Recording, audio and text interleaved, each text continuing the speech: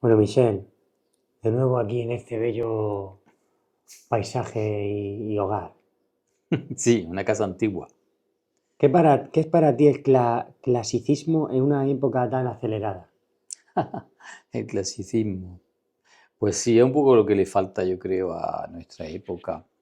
Porque clásico es lo que se puede y es digno de ser imitado. Es un poco como, como modelo, ¿no? Qué bien. Un clásico de literatura, pues una obra que no envejece, que siempre lo puedes leer. A mí lo que me gusta de los clásicos, tanto de la música como, como del arte o como de la literatura, es que no te cansa de ello. Por ejemplo, la música clásica. Pues la novena de Beethoven la puedes escuchar toda tu vida y no te va a cansar. Si te gusta, claro. Si no te gusta, enseguida te cansa, te harta, porque no la entiendes. Porque la música es un lenguaje, y quizá un lenguaje del corazón, más bien emocional. Entonces, claro, la gente siempre quiere entender por la mente. Entonces yo me acuerdo muchas veces de mi padre decía, la música clásica es que yo no la entiendo. Y es porque él quería entender a lo mejor con el pensamiento, con el La intelecto. música clásica no la entiendo, decía. Decía eso, sí. Y en realidad lo que quería decir es que es un lenguaje muy complejo, pero es con el corazón que se entiende la música. ¿Mm? Tiene que llegarte a tu corazón, a tu emoción, pero es un lenguaje muy sutil, porque la música Qué bueno.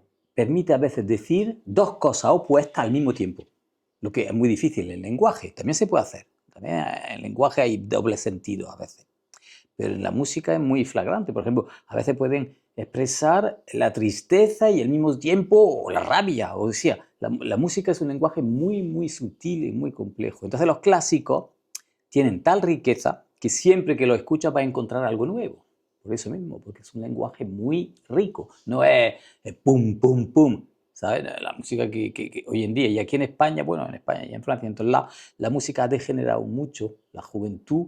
Y Platón decía una cosa interesante, decía, cuando una sociedad, su música degenera, todos los valores degeneran, todos los valores. Porque todo va, en la música se plasma mucho, en las canciones, por ejemplo, en la letra de las canciones, etcétera, se plasman muchos valores de una sociedad. Entonces, en cuanto degenera todo eso, pues ya es síntoma de que esa sociedad está perdiendo sus valores. Y es el caso nuestro. El caso nuestro es eso. Entonces, los clásicos te recuerdan un Mm. poco como el origen, pero el origen en lo alto. O sea, hay cosas malas también, pero en el arte clásico va a buscar algo elevado, algo que nos recuerda pues al mundo de los dioses, al mundo celeste. Y entonces eso es lo que me gusta del clasicismo. ¿Eh? Es lo máximo, lo más elevado, Es ¿no? buscar eso, buscar como lo más excelso, lo más elevado. Y entonces, por ejemplo, en el caso de los griegos, pues claro, ellos los griegos están enamorados de la belleza, pues han plasmado eso en su arte, en su literatura. Su música, lo que pasa es que su música la hemos perdido, se ha perdido, porque la música es como el baile, es como la danza. Es algo muy rico en las ¿Mm? sociedades, muy importante en todas las sociedades, la danza, el movimiento del cuerpo, porque es un arte total, la danza, ¿no? A través de tu cuerpo tú vas a expresar todo, todo lo del universo. Entonces, en la música, en la poesía también, está las raíces, la poesía. Entonces, por eso todos estos textos muy antiguos, incluso la Biblia, es poesía y música, porque la Biblia está con signos musicales, toda la Biblia. Y de hecho ha habido Qué, una estudiosa que ha reconstituido la música de la Biblia. qué bueno, ¿no? Sí, entonces es muy impresionante. Tienes algunos salmos, los salmos de David, bueno, no son todos de David, pero en fin, ¿no? Hay 150 y algo. Pues esos salmos, algunos son como súplica a Dios. Pues cuando escuchas esa música te estremeces porque es realmente una súplica argumentada, porque son palabras, pero hay música. Y todo eso es el lenguaje Buah. primitivo de la sociedad, la música y el baile también. Pero eso se pierde. ¿Por qué? Pues porque no está escrito y no había cámara. Entonces, si pudiéramos verlo, bueno, igual nos quedaríamos fascinados porque el baile, por ejemplo, las tragedias griegas, Wagner ha intentado reconstituir eso porque eran un espectáculo total. Eran actores que una obra de teatro, pero había baile también y había música. O sea que era una... Y luego también un escenario, entonces ahí había como pintura, es el arte total, ¿no? Una ópera. Entonces Wagner ha reconstituido eso y ha adaptado a estos tiempos, pero la tragedia griega y antiguamente en las tribus también, porque las tribus siempre han representado su propia mitología, la vida de los dioses, su antepasado. Entonces cualquier tribu o incluso de nómada tenían espectáculos con baile y canto y música y ritmos. Que Beethoven, por ejemplo, Beethoven ha recuperado ese ritmo, pero no es pum, pum, pum, pum. Es otro ritmo, es un ritmo articulado que te da un mensaje, tiene un mensaje para el alma. Entonces, esa música te ayuda a recordar lo que está más allá del tiempo, en vidas pasadas, etc. Entonces, la música tiene un poder enorme, sobre... Se dice que la música amansa a la fiera, Sí. porque tiene un poder enorme la música. Cuando te coge una música, pues te transporta, entonces te acompaña. Platón decía que la música era lo que más se pegaba al alma. Y el alma, decía, está sobre todo, bueno, está en todo el cuerpo, pero en la cabeza se muestra el pensamiento porque es redondo y es movimiento continuo. Entonces esta mañana estaba leyendo Bueno. algo de Platón y dice, están las cosas que son movidas en el mundo, pues, el clima y tal, y lo que mueve, lo que nunca se para, eso es lo espiritual y lo que es eterno, Entonces, en nosotros, nuestro cuerpo también nos arrastra y tal, pero ¿qué es lo que mueve el cuerpo? Ahí está lo eterno en nosotros, es el movimiento y el alma nunca se para, porque siempre tenemos, incluso cuando dormimos, estamos en el mundo de los sueños, no nos paramos, nunca nos paramos. Y eso que nunca se para, eso es lo eterno. La eternidad es lo que mueve al mundo y lo que se mueve continuamente a sí misma. Entonces, eso es eterno.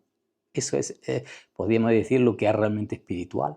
Entonces, el alma y el espíritu, porque es todavía como el alma tiene como una parte en el centro, que los griegos le llamaban el nous, que se traducido como intelecto, pero hay que traducirlo bien como espíritu, porque no es mental, no es el pensamiento mental, es algo más profundo todavía.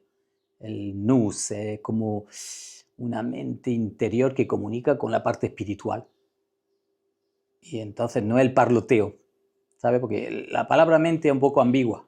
Sí. La mente es ambigua. Entonces los griegos distinguían el alma, psique, de ahí viene psicología, psique, y nous. Y el nous es la inteligencia, pero no el razonamiento exactamente, es todavía más profundo o más elevado. Maravilloso. ¿Tienes así algún autor que te toque mucho el alma?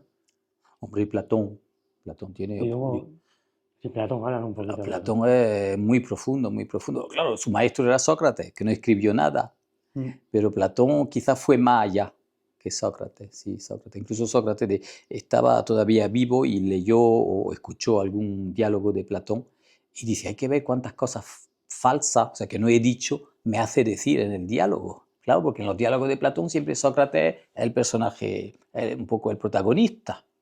Y entonces incluso el propio Sócrates dice, pero hay que ver si eso yo no lo he dicho. Entonces decía, cuántas cosas falsas, porque pseudo puede ser mentira, pero yo creo que era más bien cosas falsas, me pone porque yo no lo he dicho, eso. Porque Platón fue como más allá, ¿entiendes? Pero le impactó tanto Sócrates porque Platón iba a ser un político y era de familia aristocrática, y político o militar, bueno.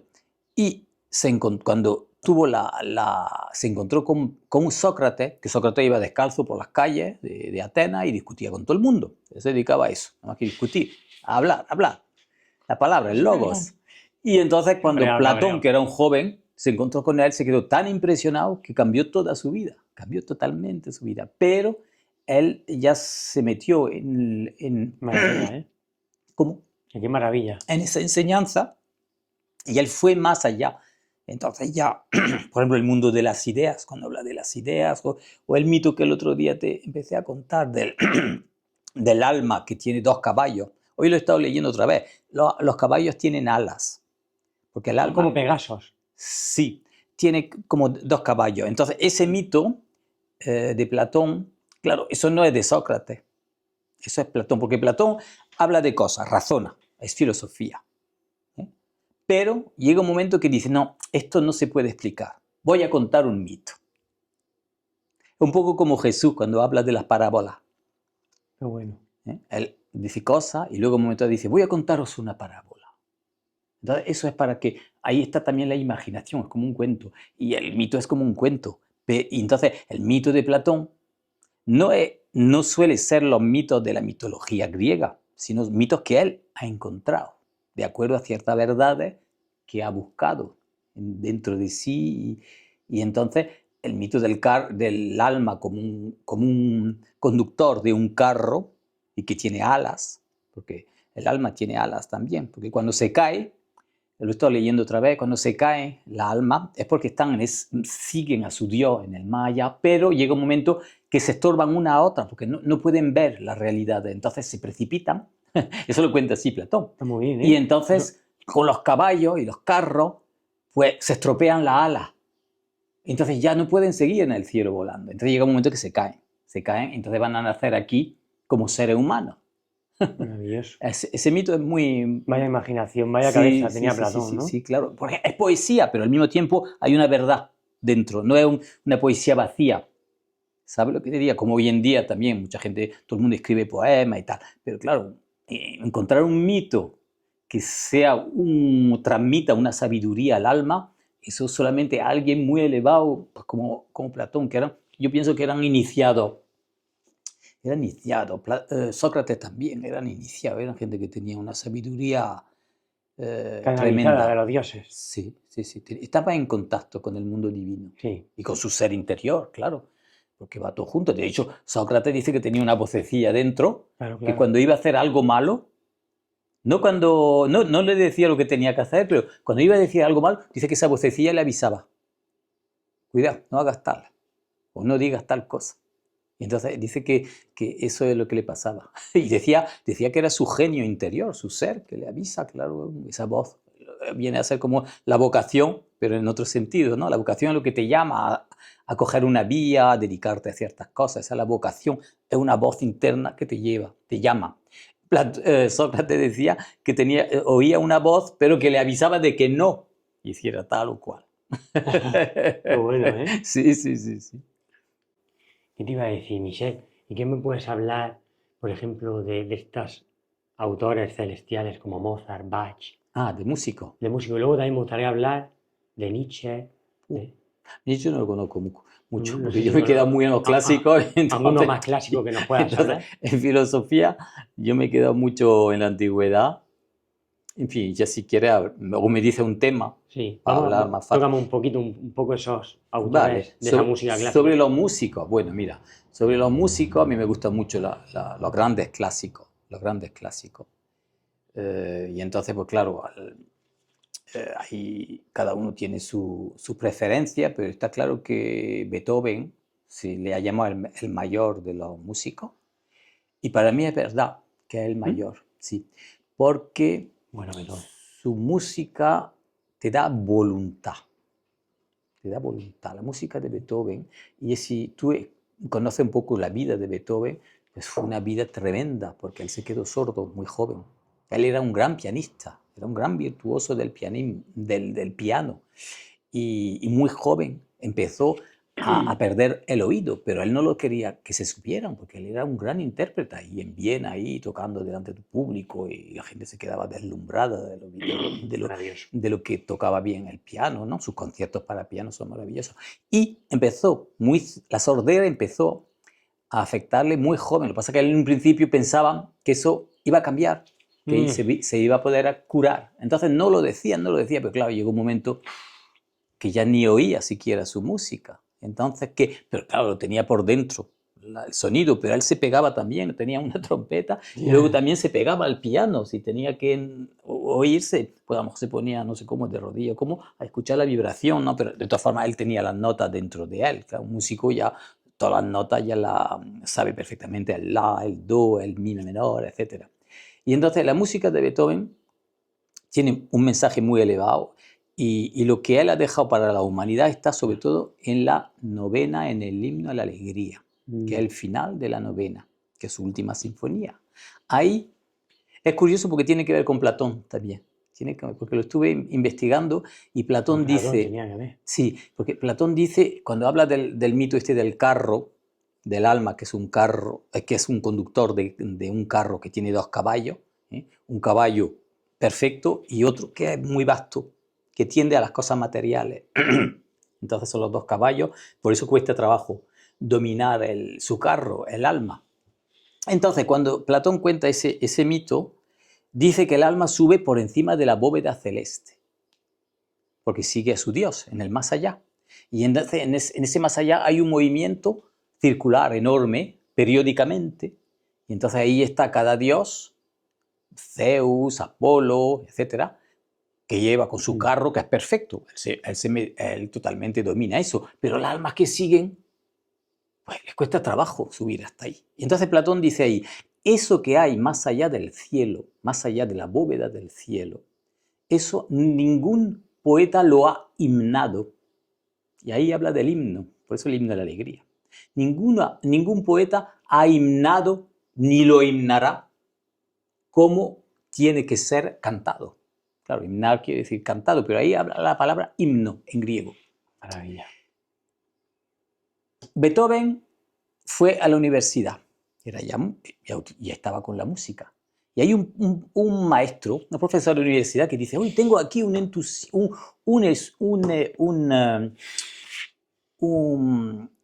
estudiante que leyendo a Schiller era uno de los grandes poetas románticos, y murió muy joven, habla del himno a la alegría. Las palabras del himno a la alegría de Beethoven son sacadas de un poema muy largo de Schiller. Y entonces dice el profesor, dice, se ha entusiasmado tanto con el poema de Schiller que lo quiere poner en música, todo.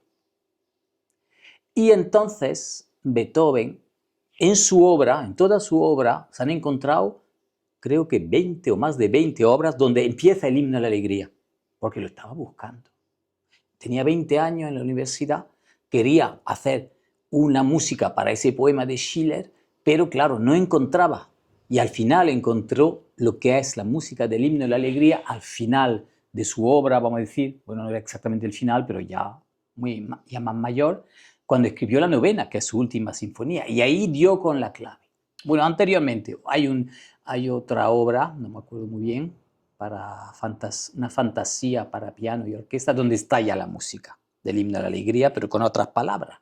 Y ahí, con Schiller, encontró esa música y ya compuso el himno de la alegría. Y en el himno de la alegría, ¿qué hay?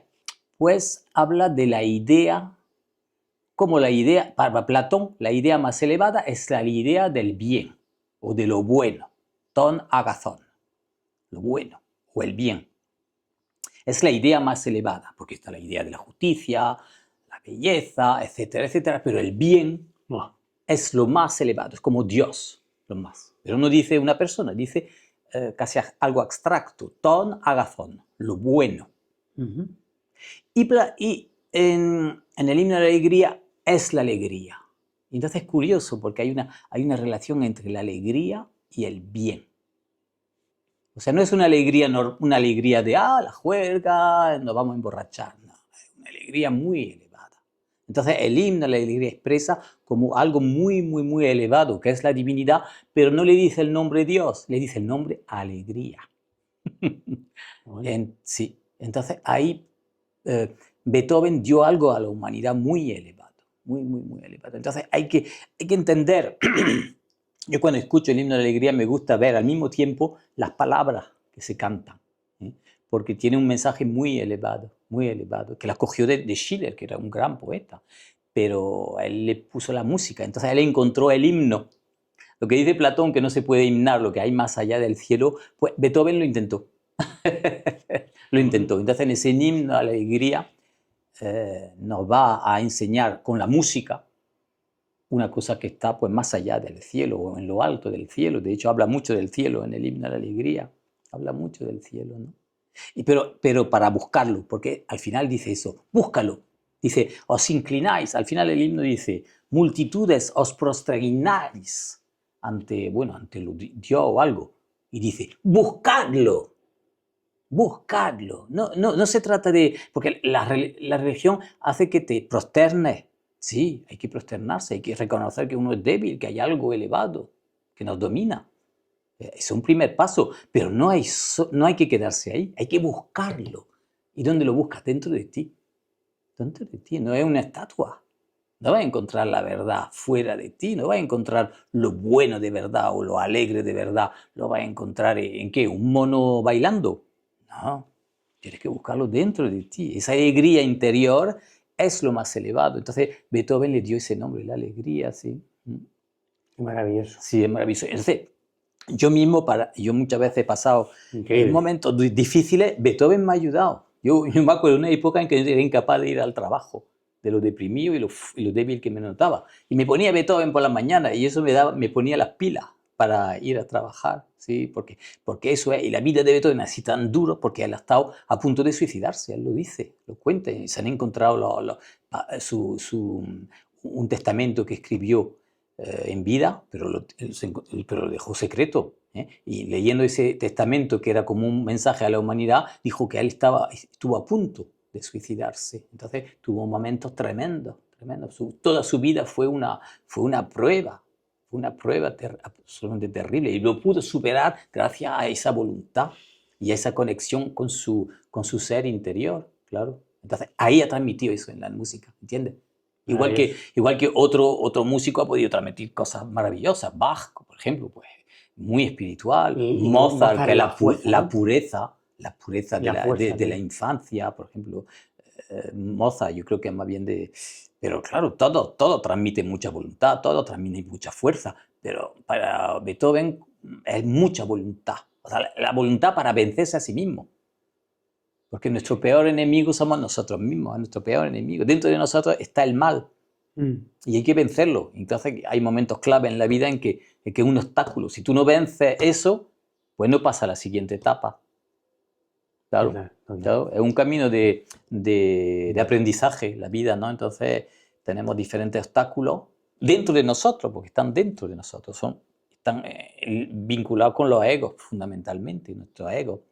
Imperfecciones de la psiquis, la psicología, ¿no? Del alma, pero en la parte inferior, claro. Wow. Qué grande. ¿Qué te iba a decir, Michel? ¿Qué tiene el mundo antiguo que le falta al moderno? ¿Qué tiene? Pues tiene valores que hoy en día estamos en un mundo muy sentimental. Bueno, Hay mucho sentimentalismo. interesante eso. Y una cosa es el sentimiento y otra cosa es el sentimentalismo. El sentimentalismo es para mí, es una como desviación o degeneración de lo que es el sentimiento. Entonces, en la antigüedad estaba la noción de héroe, de heroísmo. Entonces ahí está la voluntad y ahí está un esfuerzo, a veces un sacrificio que hay que hacer interiormente, que hoy en día no estamos dispuestos. Hoy estamos muy en los placeres, muy en los sentimentalismos. A veces, por ejemplo, se ve también con los animales. Entonces, claro, está claro que hay que respetar los animales, porque son seres que tienen alma también. Pero hay un sentimentalismo tan grande que ya no se le puede hacer nada, no se puede matar un animal, no se puede comer un animal y tal. Y yo pienso que eso está equivocado. Yo pienso que está equivocado. ¿Sí? Sí. Mira, sí. Yo, por ejemplo, a mí me gustan los toros, pero es por los valores que tiene. ¿Entiendes? Claro, si te fijas en el animal, tú piensas que es una tortura, ¿no? O en el hombre incluso, que se pone delante porque arriesga su vida. Claro, arriesga su vida. Pero si tú piensas en el valor, eso tiene un simbolismo.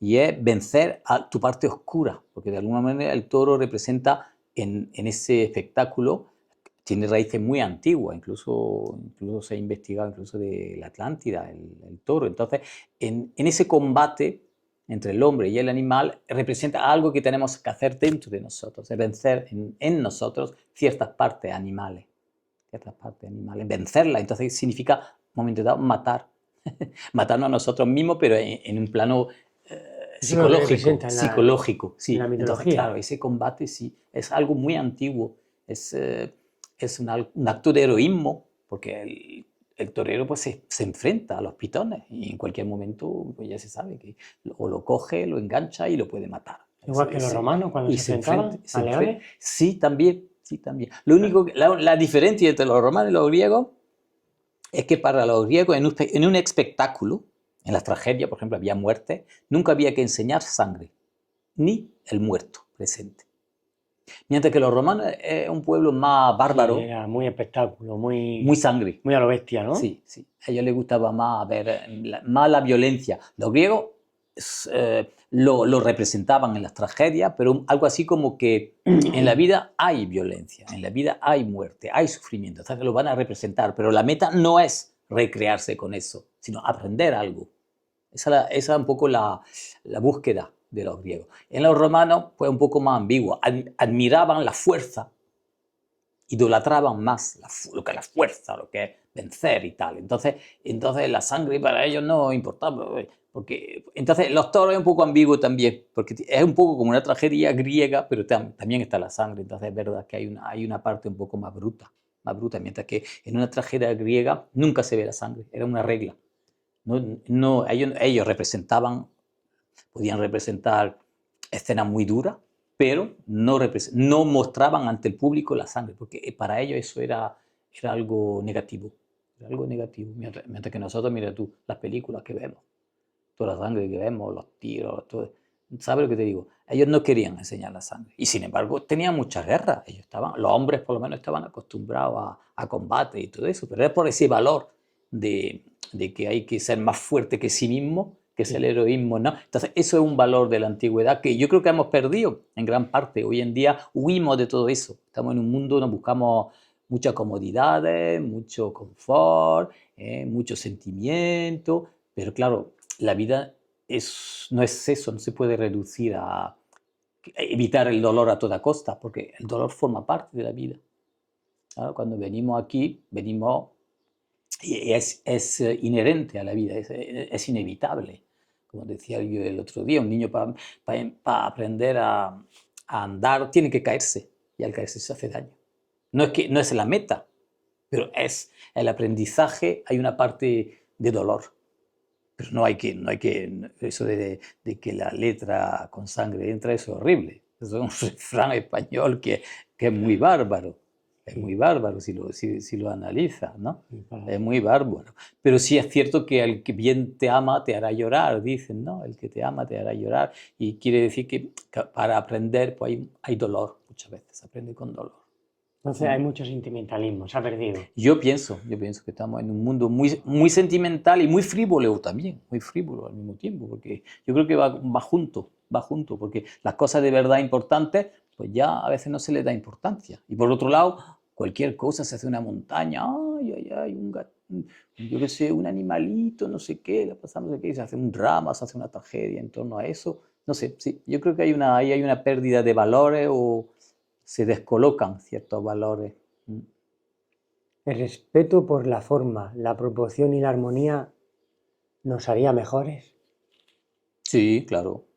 Sí, es importante, es muy importante. En la relación entre nosotros tenemos que cuidar la medida, ser mesurado en cierta manera. No quiere decir ser soso o indiferente, porque la indiferencia para mí es un grave defecto. La indiferencia, sí, es un grave defecto. Pero entre nosotros tenemos que cuidar, sí, la forma hasta cierto punto, claro que sí. No limitarse a la forma, no porque, no voy a decir tal cosa porque le va a sentar mal. No, a veces hay que decir las cosas, hay que hablarlas, ¿no? Pero, por ejemplo, una cosa muy importante, el lenguaje. El otro día decía a los indios, le decían a los americanos, no habéis aprendido, sí, a vestirnos, a tener modales y tal, y no habéis aprendido también las palabrotas, que nosotros no tenemos palabrotas. Pues eso es importante. Y hoy en día, en nuestras sociedades, se ha convertido en algo normal las palabrotas. Si te fijas... El insulto. La crítica también, ¿no? El insulto, la crítica también, que es negativo, también, hasta cierto punto, censurar a los demás, así, a trochimoche. Pero las palabrotas es algo que suena mal, debería sonarnos mal, ¿no sabes?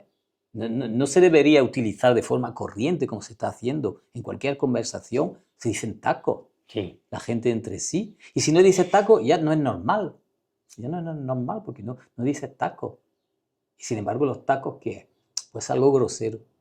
Es una degeneración del lenguaje, porque si tú tienes una palabra para decir una cosa, una palabra correcta del lenguaje, y luego tienes un taco, ¿por qué elegir el taco? ¿No sabes? ¿Por qué?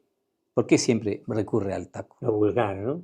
Claro, lo vulgar, a lo mejor, para darte importancia ante los demás, para reírse, porque muchas veces también el lenguaje se utiliza para hacer mofa, para hacer reír. Y entonces también ahí se muestran muchos yoes Sí, ¿verdad? Sí. de crítica, de censura, de orgullo. Entonces ahí sí. Entonces las formas, claro, son importantes las formas, sí, pienso yo. ¿Qué obra de arte te ha cambiado la vida a ti? ¿Qué obra de arte me Pero ha cambiado? obra en sí, tanto literaria, a lo mejor tienes Hombre, varias. Pero el que más me ha cambiado yo pienso que es la obra del maestro Samael. Samael es un beor, ¿no? La obra, bueno, yo la he conocido a través del movimiento gnóstico, ¿no? A través de conferencias y leyendo luego también su obra. Pero claro, cuando te habla de los egos y tú llega un momento lo llega a palpar, a vivirlo, meter el dedo en el fuego, pues ya eso es muy fuerte. Eso sí te cambia la vida, te cambia. Tienes que cambiarte a ti, que eso es lo más difícil. Un trabajo. Eso es un trabajo sobre sí. Pero claro, ese es el punto de partida de ese trabajo. Es muy importante. Entonces yo pienso que una de las cosas que me marcó, no ha sido una obra de arte, sí literaria, porque Samael Aún Weor era un gran escritor, es un gran escritor, claro, su obra utilizan un lenguaje elevado, ¿no? Entonces hay arte ahí también, hay filosofía, hay pensamiento, hay arte, hay belleza, de verdad que hay belleza, sí. Un maestro espiritual. Sí, claro, es como Jesús también, ¿no? En sus parábolas, cuánta belleza, ¿no? También hay en lo que dice, ¿no? O sea, es decir una cosa, pero al mismo tiempo decirla con belleza. Entonces ahí hay una forma, se corresponde con algo muy elevado, claro, la belleza. ¿Qué es la belleza? No tanto se quiere representar, ¿no? Sobre todo en la ¿Qué es la mitología. belleza? Claro, pues cierta armonía, cierta... Difícil de definir Sí, ¿no? lo que es la belleza. No es lo útil exactamente, no es lo útil. Por ejemplo, un objeto, una cuchara, por ejemplo, pues, un instrumento para comer. Pero claro, puede ser una cuchara muy simple, de hecho puede ser también una forma de belleza el design, ¿eh? Pero puede tener un adorno. Y de hecho, en todas las sociedades antiguas, cuando hacían un objeto, lo hacían con belleza, lo adornaban. Y entonces el adorno es algo inútil, es algo que no sirve. Sí. Claro, en una cuchara. Pero Lo embellece, ¿no? importante es que tenga la forma para tú coger el alimento. Pero si tú le haces un mango de una manera, o utilizas una materia también, claro, puedes hacer una cuchara de un palo o puedes hacer de una madera como el boj, ya, que tiene una dureza muy fuerte, ¿no? Y también tiene su belleza, ¿eh? La madera tiene su veta de olivo, una cuchara de olivo, una cuchara de plata, ya con una forma, ahí está la belleza. Entonces la belleza es algo que se añade a lo útil. No está en contraposición, al contrario, a lo mejor si la forma es bella, a lo mejor es más útil también. Puede ir con la utilidad, pero es algo que está además, se añade a lo útil, la belleza. Entonces es muy difícil de definir. Pero yo pienso que te recuerda algo, la belleza te puede recordar algo cósmico, algo muy elevado, yo creo, en ciertos casos, sí. Sí. ¿Qué libro te enseñó a mirar el mundo con otros ojos? Vuelvo a lo mismo, ¿no? Por ejemplo, la obra del maestro Samael Aún Weor. Pero claro, muchas veces la poesía a veces te hace sentir cosas, ¿no? Que no te esperaba. Entonces, claro, te hace ver las cosas de forma diferente, el mundo de forma diferente, ¿no? ¿Esto que es una serie de libros de este señor, me dijiste? Sí, claro, él tiene una obra muy extensa, muchos libros diferentes sobre temas más bien esotéricos, sobre el mundo astral, sobre la magia también. Pero lo más interesante es los instrumentos que te da para trabajar sobre ti, las nociones que te da para trabajar sobre ti. Entonces habla, pues, a lo mejor de otra vida, de la reencarnación, lo que se conoce con el nombre de reencarnación, pero es muy preciso porque distingue muchas cosas. Por ejemplo, una cosa que distingue entre vida y existencia. Son dos cosas diferentes. Es lo mismo, pero es diferente. ¿Por qué? Pues porque nosotros tenemos diferentes existencias, nos morimos y al cabo de un tiempo volvemos a coger un cuerpo. Puede ser un cuerpo humano, aunque puede ser en estos casos, a veces hay gente que ya se reencarna en animales. Se acabó su ciclo humano, porque hay un ciclo. Entonces hay mucha existencia, sin embargo hay una sola vida. ¿Por qué? Pues porque cuando tú te mueres, lo que tú has hecho es como una película que enrolla. Eso lo explica el maestro Samé. Tú te la llevas en el más allá, incluso la ves, porque en el momento de la muerte se ve uno su propia vida, de forma muy rápida. Entonces es una película, pero una película donde tú has sido actor y has hecho cosas buenas o malas, has hecho. Porque lo que se queda grabado en la película no son tus pensamientos, sino tus actos. Y es por tus actos que te juzgan y que tienes un karma, ¿entiendes? Lo que tú has hecho, no lo que tú has pensado. Yo puedo tener pensamiento de amor, pero si yo le pego una bufetada a una persona, ese daño es un acto. Entonces, eso es lo que se queda en la película.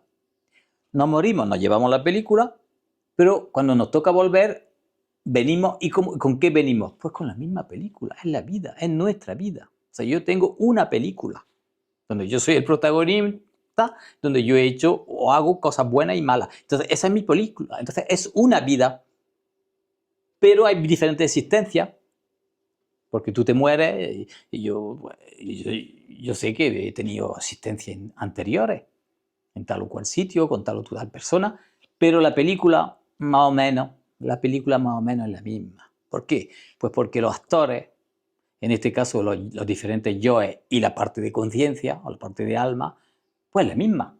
Y no puedo decir, no, yo no le he pegado la bofetada, ha sido mi primo.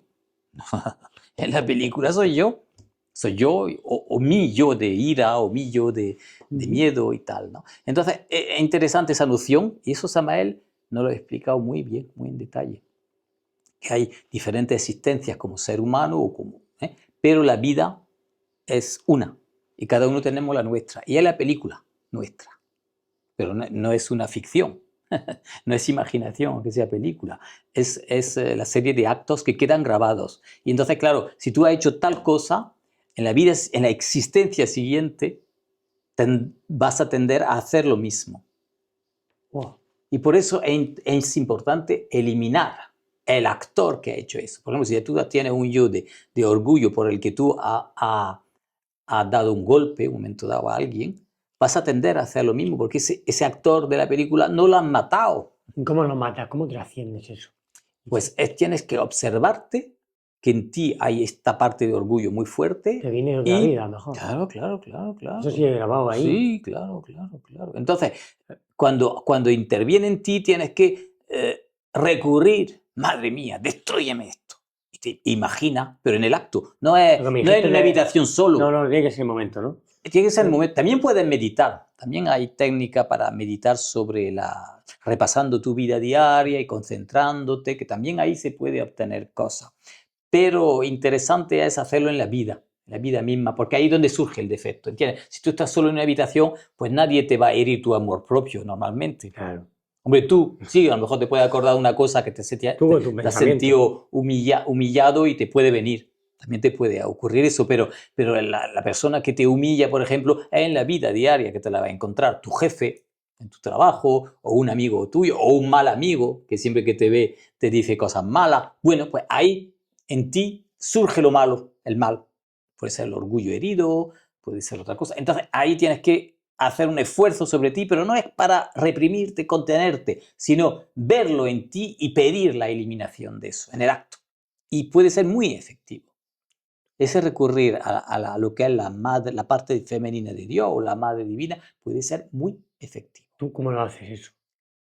Pues es interiormente pedir, por lo menos pedir. Luego, si puedes, si tienes esa fuerza y esa imaginación, imaginar que echa fuego sobre un... Sí. Fuera. Sí. Como una lanza. En mitología se representa, sobre todo en la India, Lo voy a Se hacer yo representa también. una diosa. Es muy potente eso, ¿eh? Una diosa, que no me acuerdo cómo se llamaba, la diosa, con una lanza tirando fuego. La diosa Kali, la diosa Kali, Ujú. que tiene, incluso tiene un collar de calaveras, porque Wow, todos los yoes que son qué destruidos son potencia, ¿eh? calaveras, sí, sí, sí. La representan como negra Ujú. y bastante fea porque está furiosa. En ese momento es el fuego, ¿no? Entonces ahí se puede trabajar con esa imaginación. Eso un poco cada uno se lo puede adaptar, ¿no? Pero sí, si piensas en la madre y en el fuego. Entonces, En el este hombre fuego. trabajaba mucho con la imaginación.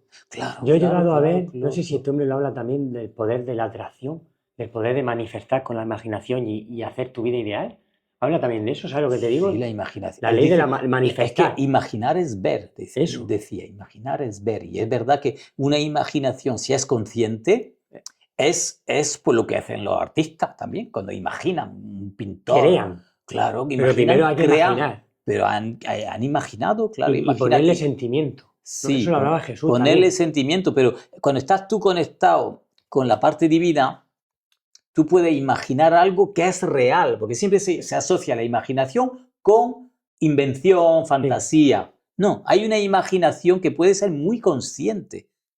Entonces, ¿un mito qué es? Pues de alguna manera es algo que ha imaginado alguien, pero que se corresponde con la realidad, pero una realidad muy profunda, claro. Qué bueno, qué bueno. Sí, sí, sí. Entonces la imaginación es el arte es imaginación. Y de hecho, en el trabajo interior, pues hace falta esa imaginación, claro, claro, porque te lleva muy lejos, te puede llevar. Y tú puedes incluso ver vidas anteriores, escenas de vida anterior, y hay imaginación. En un momento dado, si estás muy concentrado, tú puedes ver algo. Sí, sí, claro. No, a todo el mundo le ha ocurrido. En un momento dado, tú te concentras interiormente, incluso en un yo.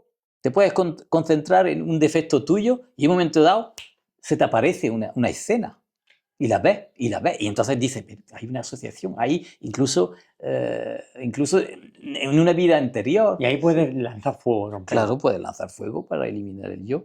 Pero a veces es como una información adicional, ¿no? Por ejemplo, a mí me ha ocurrido, ¿no? Te concentras en algo, en un defecto, porque estás estudiando y quieres eliminar un defecto, y ves una escena muy concreta. En este caso era una escena de Grecia, precisamente, que me ocurrió. Entonces, curioso, es una información que dice, "Vale, ahí tienes un yo, y ese yo de dónde viene, pues a lo mejor lo has creado cuando viviste en Grecia, pero no importa porque eso hoy en día lo sigue viviendo también, y lo sigue alimentando a ese problema. Lo sigue alimentando, porque claro, el yo es como un animal que tú has creado y le sigue dando de comer.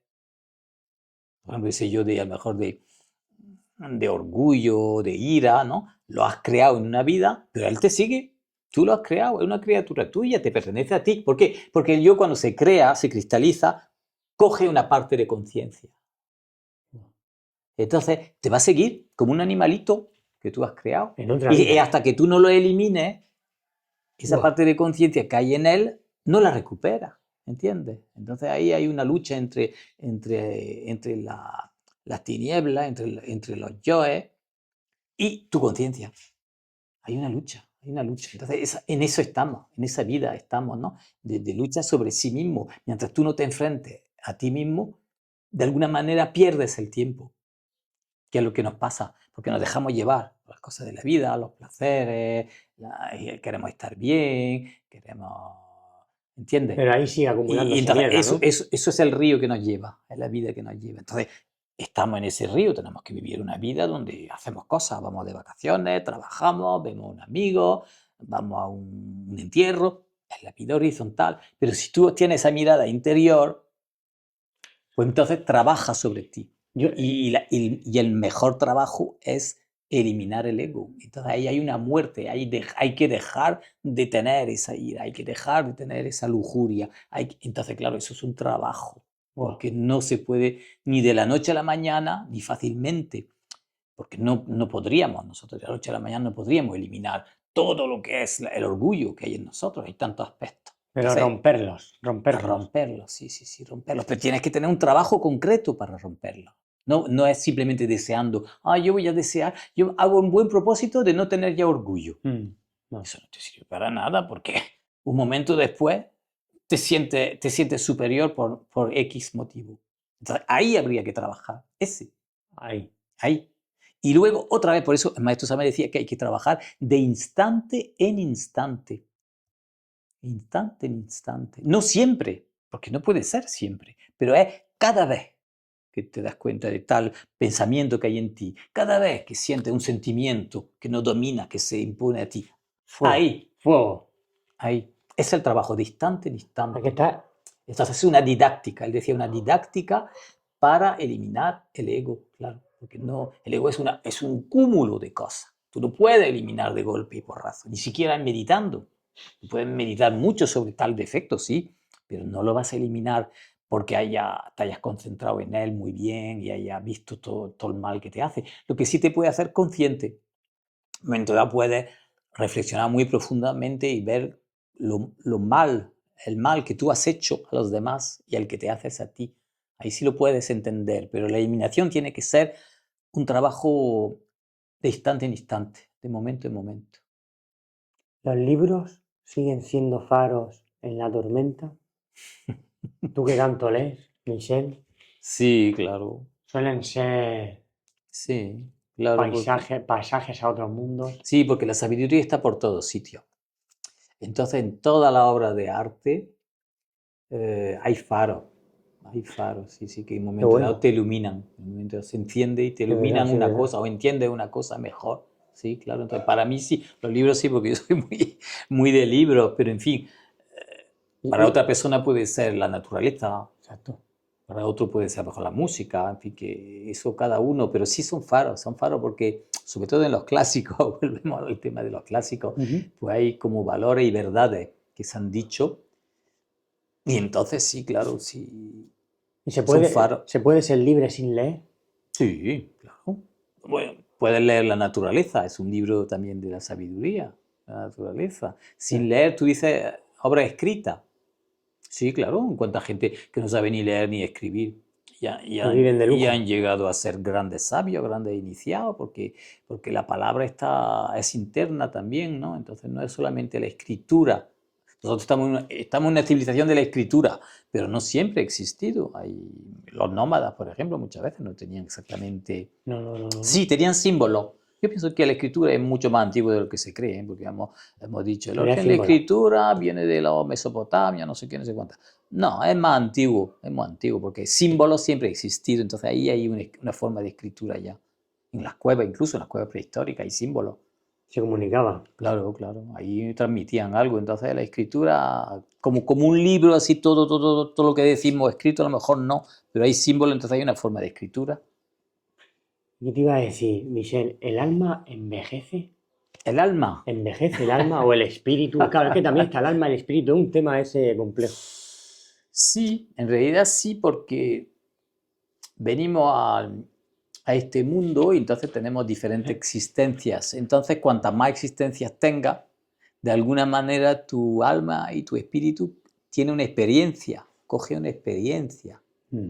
Entonces, de alguna manera envejece, aunque esté más allá del tiempo, pero hay una parte de aprendizaje y yo pienso que sí, claro, sí, sí, se habla de almas más viejas o más De jóvenes, más vidas, claro, ¿no? claro, de más vida, sí, sí, sí, porque hay vida como ser humano, pero también como animales, como plantas, por nosotros, O minerales. sí, como minerales también, porque las piedras tienen alma también, tienen poderes, las piedras tienen poderes, una esmeralda, un rubí, Buah. ahí hay un alma también, entonces esa alma a lo mejor ha sido ya hombre, o será hombre después, ¿entiendes? Como un animal, o como un vegetal, sí, sí, estamos todos comunicados, entonces son almas que están en su proceso, entonces hay procesos de evolución y de involución también. Mm. Un poco, sí, cada especie animal, o muchas veces hay animales que son, muchas veces no, siempre, hay unos animales que todavía se están preparando para llegar a la etapa humana y otros que ya pasaron la etapa humana, entonces están en un proceso más bien evolutivo y está ahí, entonces está ahí también, pero a veces hay cosas muy violentas también en el animal, entonces ahí se muestra algo muy imperfecto también. Según como tú actúes, ¿no? Los actos puedes hacerte evolucionar o Exactamente, retroceder, sí, ¿no? claro, porque nosotros en el transcurso de la vida humana creamos yoes, lo alimentamos, ¿eh? Y si no hace el trabajo a tiempo, llega un momento que pasa a la etapa animal. Mm. Entonces, esa psiquis que pasa a la etapa animal puede tener como mucha violencia, mucha... Entonces, eso es... Curioso, ¿eh? Sí, sí, sí, sí. Sí, sí, sí. Esto es increíble. Eso es increíble. ¿Tú crees en algo más grande que el yo? Algo más grande, ¿qué quiere decir? ¿Más elevado o Más más elevado, poderoso? más poderoso, más elevado que el yo. Claro, claro, claro. Y partiendo, ¿qué es el yo? De hecho, en nosotros, la conciencia La conciencia. es más poderosa. No quiere decir que gane, porque la batalla entre el yo y la conciencia normalmente acaba porque el yo predomina. Entonces ya, cuando ya no tenemos remedio, perdemos nuestra alma de alguna manera. Pero el alma o la conciencia, que es una parte del alma, es más poderosa, le puede, pero tiene que hacer ese esfuerzo muy grande. ¿Por qué? Pues porque ahora mismo en nuestra psicología hay mucho más yo que conciencia. El maestro Samael habla una media de 3% de conciencia libre en nuestra psiquis. ¿Un 3%. 3%? Sí, y es una media. Entonces quiere decir que habrá seres humanos mejor que tienen más y otros menos. ¿Dónde está el 97 que nos falta? En cada yo. Se ha quedado ahí inerte. El problema es que esa conciencia no actúa. La que puede actuar es el 3%, la que está libre todavía. Y, Si no se deja atrapar por el yo. ¿Entiendes? y si liberamos esa conciencia, ¿qué va a pasar? Gran Ahí está la clave, ¿no? Ahí está la clave. Ahí empieza. Somos Dios. Ahí empieza algo. Nos acercamos a Dios. Sí, no somos Dios, ¿No? pero llega un momento que Dios puede bajar en nosotros. Nosotros somos todos parte de un Dios. ¿Entiendes? Entonces, ese Dios, vamos a decir, un gran artista, su parte divina está relacionada con la belleza, el amor y tal. Es su vocación. Bien. Pero él tiene que eliminar el ego. Entonces, si elimina el ego, se libera poco a poco más porcentaje de conciencia. Y llegado a cierto porcentaje, se comunica cada vez mejor con lo que es su Dios interior, pero si llega un momento que hace un trabajo de muerte del ego y también de refinar la energía, y principalmente la energía sexual, puede llegar un momento dado a que crea como un vehículo y entonces el Dios empieza a manifestarse a través de él, que son el caso de los grandes maestros, los grandes profetas. Ya se manifiesta algo superior, ya no es solamente un ser humano normal, sino una parte divina que viene aquí a la tierra, como Jesús. Viene aquí, entonces ya es Dios el que dice tal cosa, el que habla, el que ayuda a los demás. Son los maestros, o sea, los maestros esotéricos son dioses en la tierra, o dioses que están encarnados en un ser humano, en una carne, en un cuerpo. Entonces ya cambia todo mucho. Ya no es un ser humano que se expresa con todos sus defectos, peor o mejor, que se conecta en algún momento cuando está inspirado, puede estar conectado con Dios. Pero cuando el Dios está ya aquí, en este cuerpo, eso ya es un maestro. Ahí se puede hablar de lo que es un maestro esotérico, sí. Entonces puede ser Jesús, puede ser Moisés, puede ser Mahoma, puede ser Buda, etcétera, etcétera, etcétera.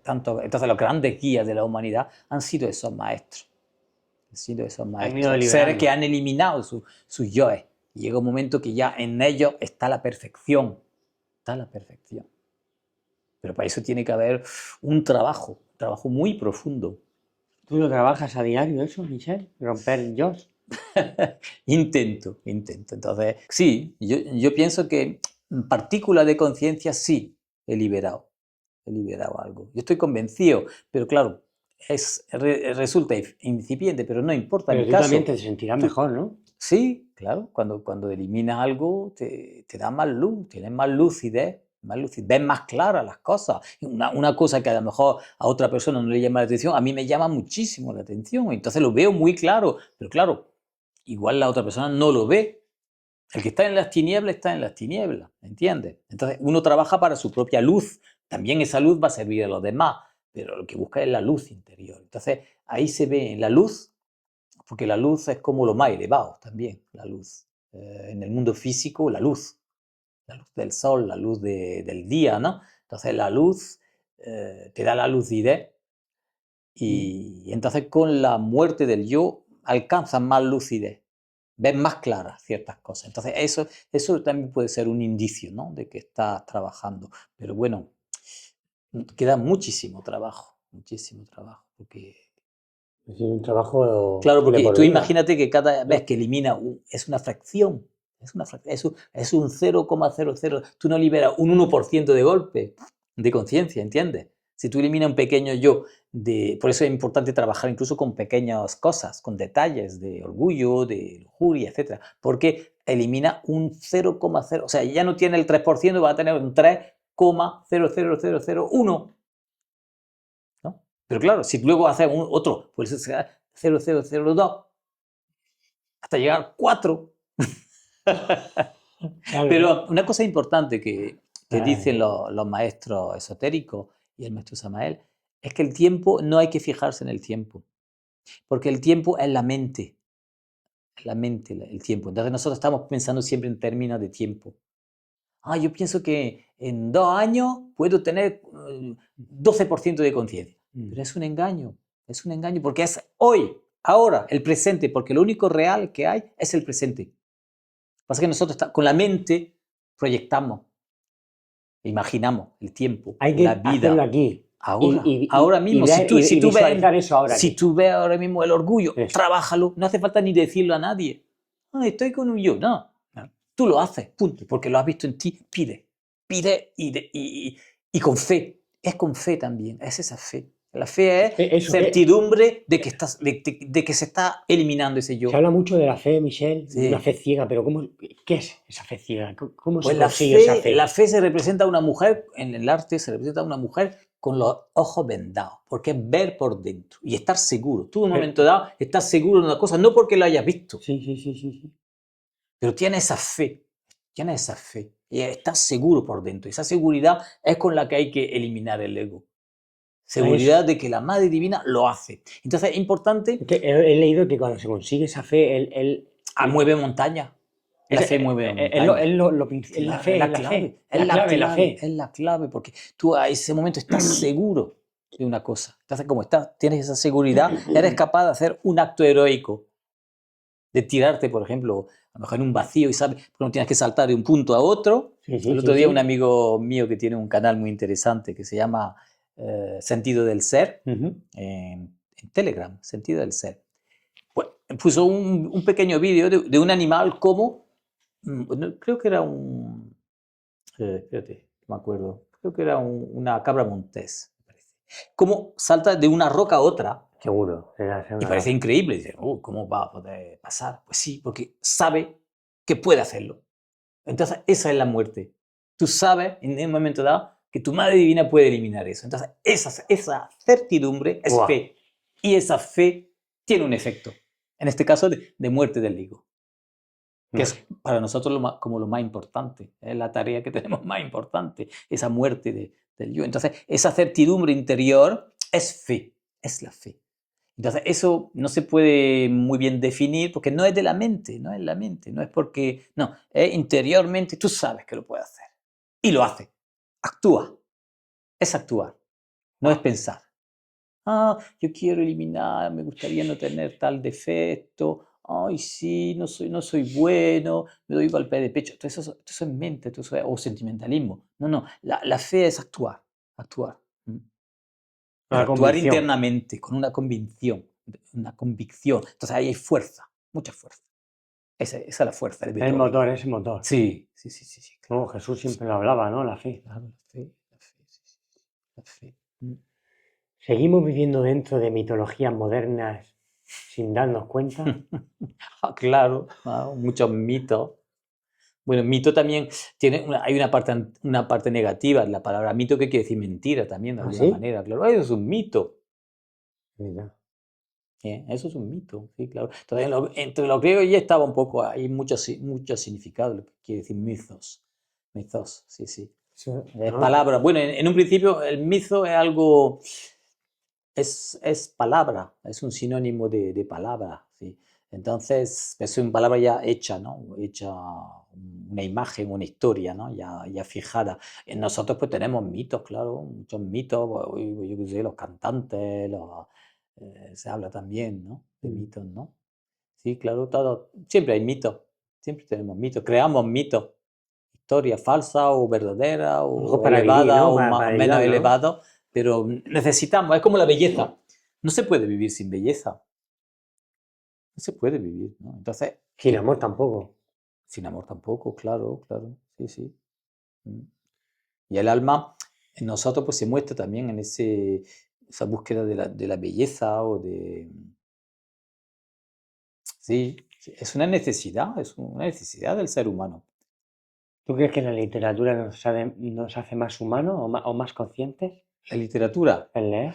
pues todo depende, porque el problema es que en el arte moderno pues también está muy degenerado, entonces ¿Sí? puede haber ¿Y eso por también qué? obras de arte o las mismas películas de la tele y tal, ¿no? Nos pueden hacer peor, porque se recrean, te recrean en cosas Ha perdido la negativas. esencia. Claro, sí, hay series de televisión, pues ¿qué es lo que alimentan en nosotros? No hay nada más que historias de crímenes, de envidia, de uno. En ningún momento te da algo superior. Me acuerdo de una película de China, era, la vi hace bastante tiempo, era una cría, me parece, y entonces va a buscar para su pueblo, no me acuerdo qué es lo que necesitaba su pueblo, y va a mover, va a remover, ¿cómo se dice en español? Roma con Santiago, para obtener cosas. Pero toda esa película, que es muy bonita, la ve y dice, hay que ver esta niña, todo lo que hace, pero al final se analiza, dice, pero es que no hay nada espiritual en esa película, No hay nada. nada espiritual. Sí, la niña obra para el bien de su pueblo, para que no tengan hambre y tal. Entonces, hace muchas cosas, pero en ningún momento hay algo un poco espiritual, es solamente cosas materiales.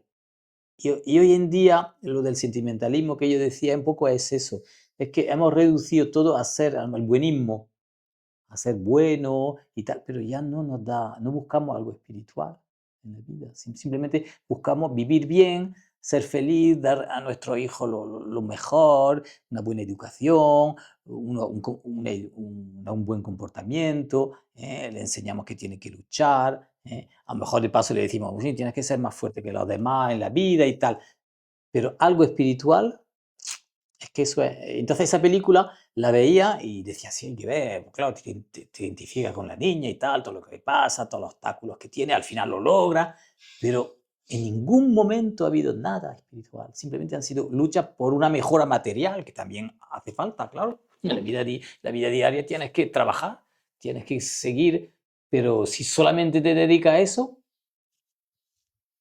Es si triste, solamente ¿no? te dedicas a coger dinero, a ganar dinero, a tener una Sí, casa hermosa, sí. si solamente se reduce todo, pues ¿qué? Pues eso es contraproducente porque ahí pierdes tu tiempo, pierdes la parte espiritual, no te conectas con algo superior. Sí, tienes una vida buena, pues vamos a decir que no cometes muchas fechorías, ¿eh?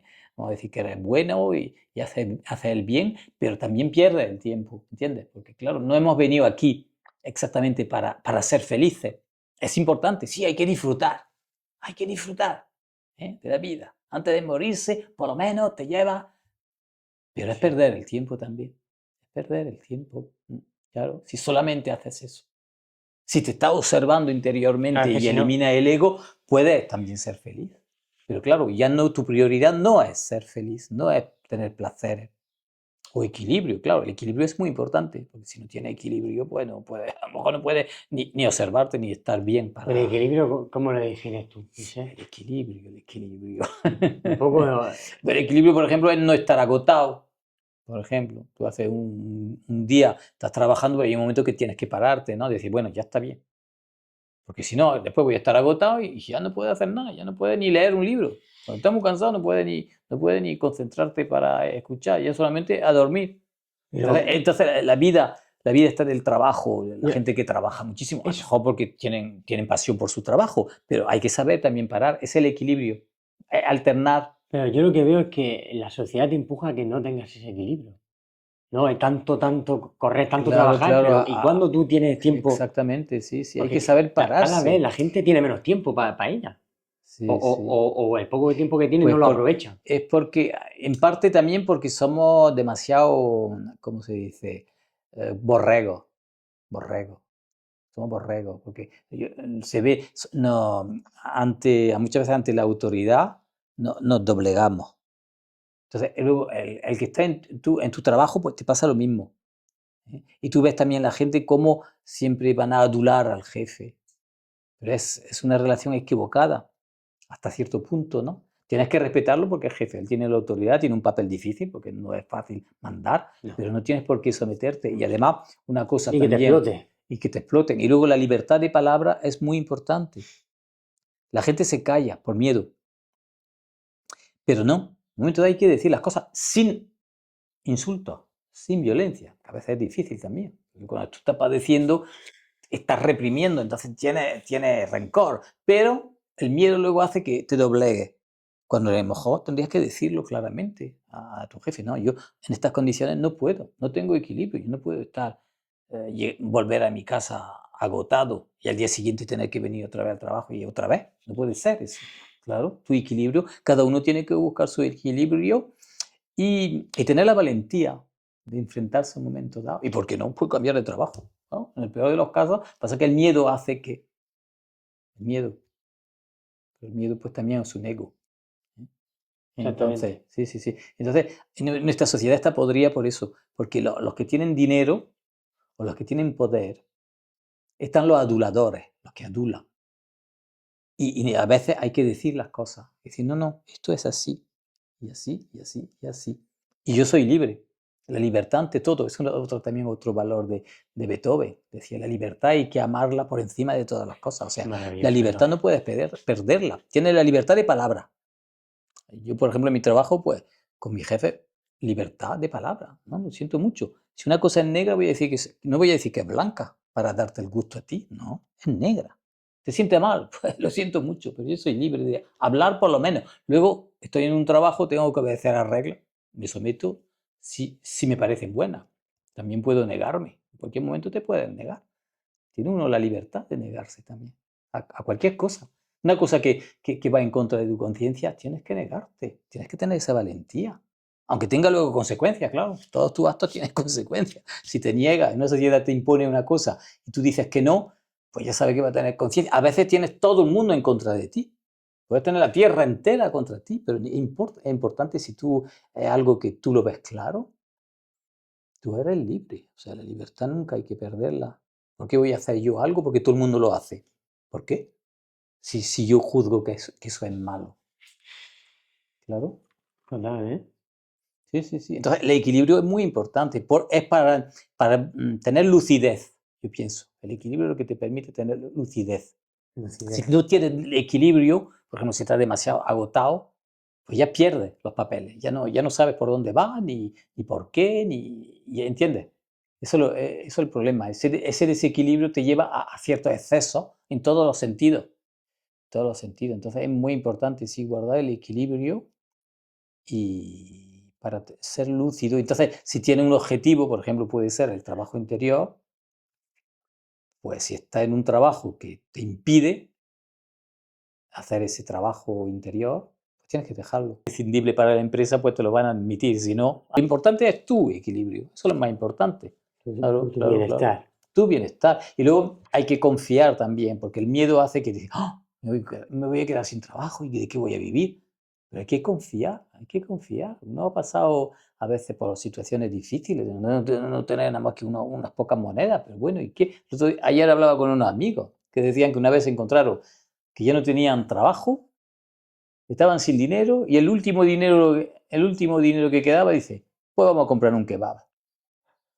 No le daba para más, vamos a comprar un kebab. Se gastaron el kebab y justo, no sé si fue ese mismo día, se encontraron a una chica que tenía un pariente que necesitaba a alguien en el trabajo y encontró un Mágico, trabajo. mágico.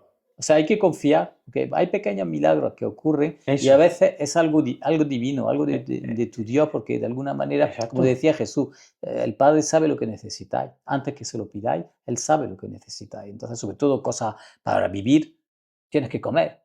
Tú no puedes estar, sí, puedes estar unos días de ayuno, pero llega un momento que tienes que comer algo. Entonces hay que confiar también. O sea, no venderte así, porque es que no nos vendemos. Nos rendimos ante las cosas materiales. Por miedo, a veces puede ser por miedo. Entonces, hay mucha gente que está metida en unos trabajos horribles, esclavizados, y por miedo siguen ahí, siguen esclavizados, se someten. ¿Qué dirías tú si no está viendo a un jefe o alguien que sea una persona que esclaviza a sus trabajadores o no lo haga bien? ¿Qué le diría? Sí, ¿qué le dirías tú a esa persona que Bueno, primero, un mantiene... principio muy importante es respetar los demás y respetar la libertad de los demás. Entonces, muchas veces está el yo es tiránico, el yo es tiránico. Entonces, yo en mí lo veo cuando quiero imponer o convencer a alguien. El hecho de querer convencer a alguien, eso ya ahí está el fanatismo. Y eso lo tenemos todos también. Porque no somos dialogantes, no sabemos dialogar entre nosotros. ¿Por qué? Pues porque a veces hay cosas que son muy importantes para nosotros y no admitimos que alguien nos diga lo contrario. Diga. Somos incapaces de ese diálogo. Es verdad eso, ¿eh? Y entonces, cuando permitimos. en ti nota eso, es un yo que habría que eliminar. Claro, el querer convencer a alguien más o no admitir que el otro te diga tal o cual. Tú puedes rebatirlo, porque tienes la libertad de pensamiento, pero esa inquina, interiormente, esa violencia, ahí está, ahí hay un fanatismo, ahí hay un fanatismo. No admites que el otro pueda pensar tal o cual cosa. Entonces ahí hay No que te pueda trabajar, enseñar, ¿no? o que te puede enseñar, claro. Entonces ahí hay un trabajo, habría que hacer un trabajo. Si estás trabajando sobre ti, ahí hay materia para intentar realmente eliminar, empezar a eliminar eso, sí, porque es muy fuerte. Y eso es una cosa muy fuerte en la sociedad. Somos pequeños tiranos. Somos pequeños dictadores, sí, sí, sí. El yo es un Exactamente. dictador, el yo es un dictador. Entonces en el trabajo, yo muchas veces he Sí, visto sí, que... jefes muy, muy abiertos, curiosamente. A veces me ha sorprendido, porque a lo mejor yo no soy tan abierto, ¿no? Y a veces me ha sorprendido ver cómo jefes que tienen responsabilidad sobre otros, pero confían en los demás y le dan responsabilidades. Claro, el jefe tiene que estudiar si la persona es capaz o no, pero saber delegar en los demás muchas veces se les dice, ¿no? Hay jefes que no, que quieren tenerlo todo, ta, ta, ta. Entonces el ego es eso también, el querer todo seguro, atado, que no haya incertidumbre ninguna, que todo funcione y que los demás sean como máquinas. Ese es el aspecto dictador del yo. Entonces se ve no solamente en el jefe, en un empresario, se ve en todo, puede ser un padre de familia o una madre también, que los hijos tienen que hacer pum, pum, pum, pum, y ya no respetan la libertad de la conciencia. Cada ser tiene su conciencia, cada ser sabe lo que tiene que hacer. Los niños, por ejemplo, pues los niños a veces la madre, no, hay que irse, cogen el crío que está aprendiendo a andar, entonces él está ahí entusiasmado porque está aprendiendo, el niño quiere aprender para su vida y tal. Y la madre, pues, no, se acabó, lo coge violentamente, lo mete en la cuna, el crío llorando y se lo lleva. Pues ahí hay una violencia. Estamos de acuerdo que la vida hace que a lo mejor no queda más remedio, porque a lo mejor es la hora de hay que coger el autobús, ¿entiendes? Y la madre no tiene un coche, va a un autobús, pues tiene que hacerlo así para que el niño, pero siempre procurar explicárselo. Es importante hablarle con el niño. Incluso si el niño todavía no sabe hablar, da igual, porque él lo entiende, es como los animales. Es nada más que en el tono de la voz ya entiende algo, ¿entiendes? Mientras que cogerlo violentamente y obligarlo. Hay forma y forma, se puede, yo pienso que se puede. Entonces, un jefe, pues lo mismo. Tener en cuenta que son seres humanos, que tienen su alma y su conciencia, ¿no? Entonces, respetar esa parte espiritual que tiene cada ser, pues no olvidarse de eso, no olvidarse de eso. Luego, claro, en la vida práctica, en la vida diaria, en la vida práctica hay que actuar, entonces a veces no órdenes, claro, a veces el jefe tiene que dar una orden, ¿no? Entonces entiende que el otro tiene que obedecer, pero no todo no se resume a ordenar y obedecer, ¿entiendes? Porque entonces somos máquinas. Exacto. Entonces somos máquinas, o nos tratan como si fuéramos máquinas. Y eso no puede ser, entonces por eso hay que recordarle, no, yo no soy una máquina, soy un ser humano. Entonces, por un lado tengo mi equilibrio Qué y por bueno. otro lado hay cosas que me niego a hacer. Me niego. En mi Sí, sí, trabajo sí, me ha sí. ocurrido también. ¿Tienes que hacer tal cual? No, me niego. No lo hago. ¿Por qué? Incluso en la traducción. Yo tenía un jefe en la aduana que se ocupaba de los viajeros, entonces a veces cogían algunos con droga y entonces lo sometía a un interrogatorio. Y entonces yo muchas veces tenía que hacer el traductor, porque si eran franceses, en la aduana española tenía que traducir. Y entonces mi jefe empezaba a decir disparates y tenía que traducir todos los disparates. Hay un momento dado que no. No puede estar traduciendo. Puede decir algo, pero yo no voy a estar traduciendo. Insultos y todo, ¿no? Me insultos y todo. Claro. Está muy Entonces, bien. Tener tu sitio. sí, claro. Madre mía. O tienes que decirles, mire, mi jefe te está insultando. En vez de decir el taco, la palabrota, pues queda mejor también, el otro se lo toma mejor también, ¿no? Porque no oye el insulto que es, porque a lo mejor es sobre su madre o su no sé qué, ¿no? ¿Sabes lo que te digo?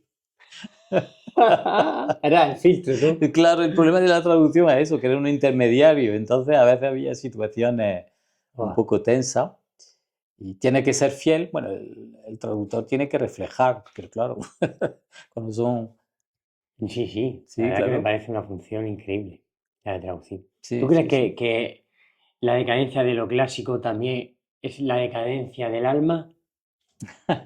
Sí, en Se ha parte sí. perdido, ¿no? Toda la belleza, toda la En esencia parte sí, sí. de Bueno, lo... también ha ¿no? habido, también ¿cómo decir? Hay un clasicismo, y pienso que mal entendido en el sentido de que son muchas formas y a veces te puedes quedar como anquilosado, ¿Mm? ¿sabes?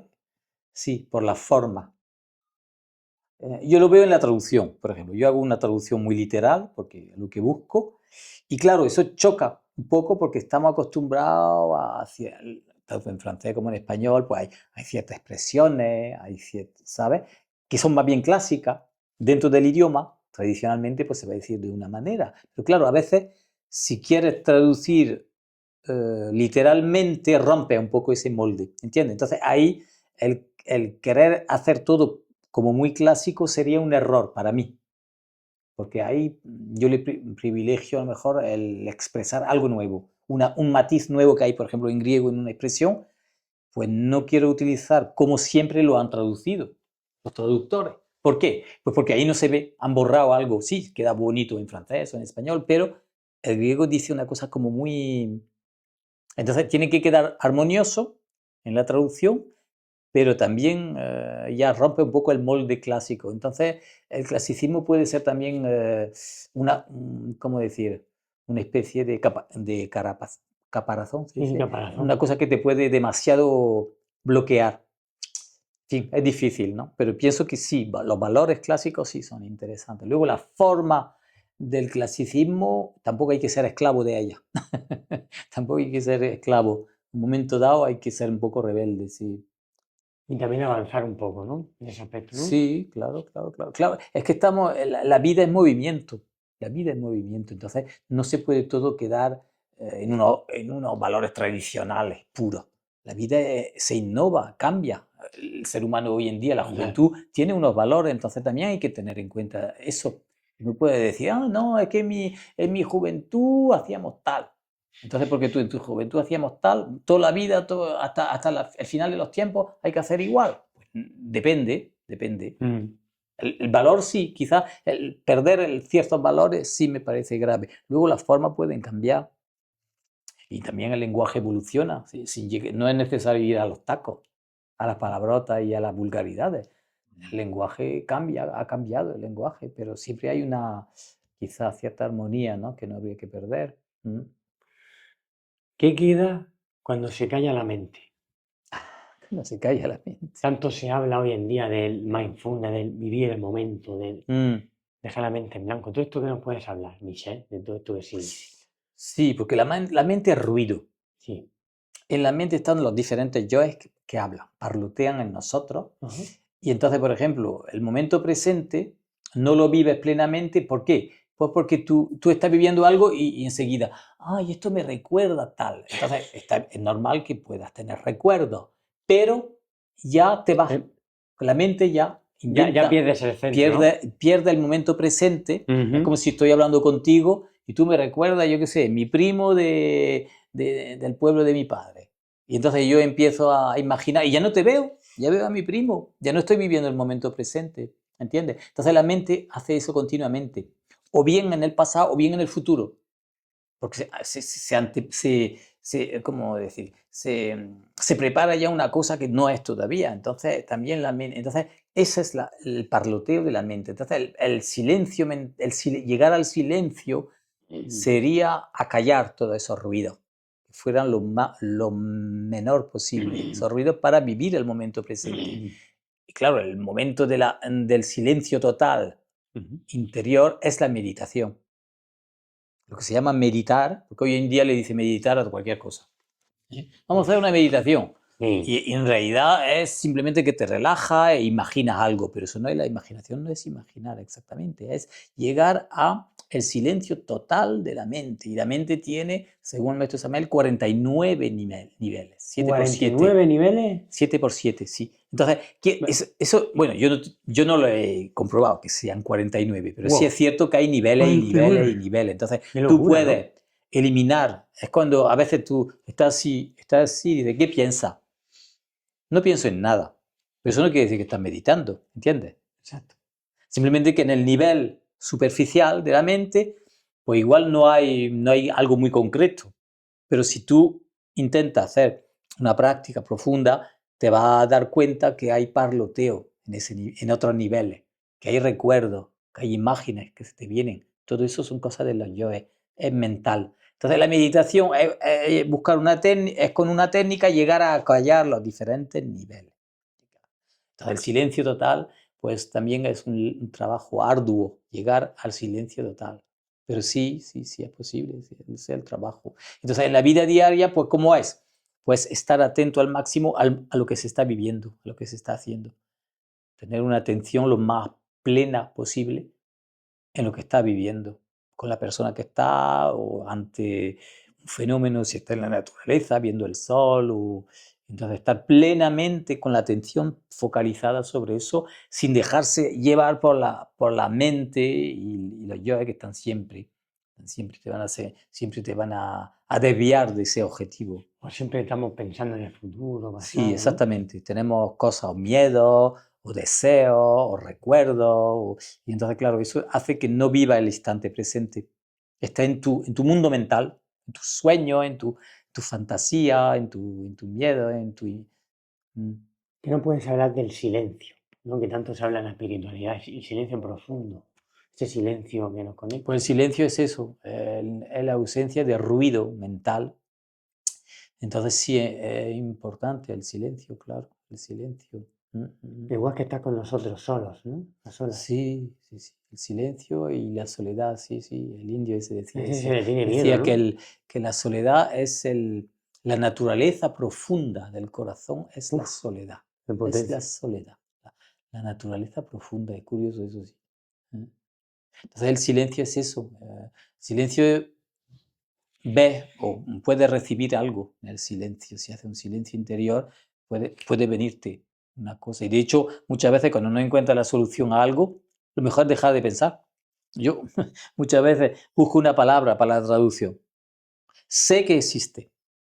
Por ejemplo, hay una palabra griega y yo sé que en francés o en español hay una palabra que responde a esa realidad que expresa esa palabra griega. Pero no la encuentro. Pero sé que existe. Y estoy pensando y llega un momento que digo, no, paro. Y al ratillo me viene la palabra francesa o la palabra de francés o la palabra en español. Y eso, porque yo sabía que estaba. La tengo en la mente, pero a lo mejor en un nivel más profundo. Porque los idiomas pasa eso. Los idiomas, muchas veces tú conoces, tú has estudiado, o conoces, o tienes varios idiomas, pero no te viene la palabra en francés. Y si tú tienes que decirla en español. La tienes, la conoces, pero está en otro nivel. Entonces no está, un poco como la memoria viva de los ordenadores. Está ahí, pero no está disponible, todavía no. Pero te viene. ¿Y cómo te viene? Pues con el silencio. Dejando de hablar, de buscar, de pensar. Pero tú has hecho ese esfuerzo para que venga y te viene sola. Un momento dado. Sí. Suele pasar eso. Sí. Entonces el silencio, muy importante. ¿Qué te iba a decir, Michelle? Vamos a hablar un poquito de esa traducción que estás haciendo de la Odisea. ¿Qué nos puedes hablar un poquito de ello? Sí, entonces estoy terminándola Estoy haciéndola en francés y en español, en Ujú. dos chats, ¿no? De De Telegram. Telegram, sí. En español es Odisea Epopeya. Odisea Epopeya. Se puede buscar así, ¿no? Odisea Epopeya. Todo pegado. Odisea Epopeya. Entonces, estoy en el canto 24, porque igual que la Ilíada, han dividido el texto, el poema, Ujú. en 24 cantos, Buah, que son las 24 letras también del alfabeto griego. 24. Y entonces en en el último canto, o Qué maravilla. rapsodia, decían rapsodia porque son cantos también. Entonces, la 24, que será la omega, no me he fijado en griego cómo es. Y entonces, estoy al principio del 24, Ujú. entonces, ¿qué se puede decir? La Odisea es el canto nupcial, porque empieza la primera palabra es andros, que quiere decir varón, hombre, pero varón. Buah. Y entonces la primera palabra es, el primer verso de la Odisea es el varón cuenta o cuéntame, diosa. ¿Era diosa o musa? No me acuerdo ya. Creo que es musa. Cuéntame el que mm, mucho, el que tiene, el de las muchas tretas, o de las 1000 tretas, porque polítropos, que es difícil de traducir. Quien mucho, y ahí se acaba el verso, mucho vagó, estuvo errante, por todo el mar y tal. Entonces la historia de Odisea, que es la historia de Odiseo, o de Ulises, Ulises es más bien el nombre latín, es Odiseo en griego, por eso se llama la Odisea, pues, es la historia de Ulises o de Odiseo. Entonces Odiseo va a buscar a Penélope, que es la esposa, su esposa legítima, que se quedó en su isla, Ítaca, porque ellos son reyes de Ítaca, Odiseo y Penélope. Entonces Odiseo ha participado a la guerra de Troya durante 10 años y luego va a tardar otros 10 años en volver a su tierra, a su isla. Entonces la historia de Odiseo es ese regreso, ese nostos, para los griegos, que quiere decir el retorno, la vuelta, el regreso a su isla, y entonces va a ser el héroe griego el último que vuelve, porque ha habido Agamenón, ha habido Menelao, en fin, muchos héroes griegos que participaron en la guerra de Troya vuelven a su tierra. Cada uno va a tener una suerte diferente, pero a Agamenón lo van a asesinar. Eso aparece también en la Odisea, en su mujer. Lo ha engañado con otro y cuando viene ella le hace un recibimiento fabuloso, pero lo mata. En cuanto se despista, lo mata. Y entonces Ulises va a tardar, Odiseo va a tardar esos 10 años. Entonces toda la aventura que le ocurren con el cíclope, etcétera, el cíclope que era el gigante que tenía un ojo aquí en la Ah, frente. sí, sí, sí. Entonces ahí Odiseo, en un momento dado, llega a una isla y ¿qué pasa? Pues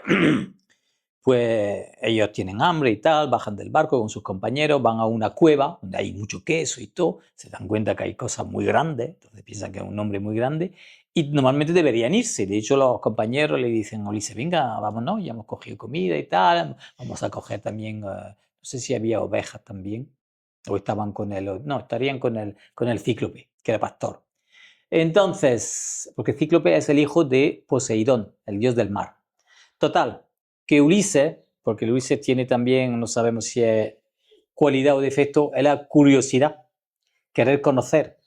Entonces él quiere saber quién es ese que hay en esa gruta, quiere saber, tiene la curiosidad, el aspecto muy mediterráneo de conocer a los otros seres humanos, comunicar con ellos. Entonces se quedan.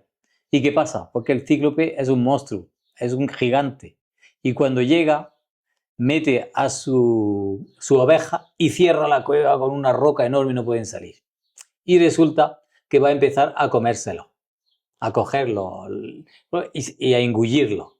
Y entonces Ulises va a tener que buscar, como el Polítropos, el que se sabe 1000 tretas, muy listo, muy ingenioso, pues entonces va a idear de emborracharlo Entonces, como llevaban, él no conocía la uva, ese cíclope. Entonces van a pisar la uva y lo van a emborrachar, aunque todavía no hay alcohol normalmente, porque es mosto, pero en fin, total. En la historia se emborracha y cuando se emborracha cogen una madera, como una viga que había allí, la va a meter en el fuego, le va a sacar punta, la va a endurecer con el fuego y mientras está durmiendo el cíclope le van a cegar porque le van a romper, se lo van a meter en su ojo. Oh, Y entonces se despierta lleno de ira, pero claro, se ha quedado ciego.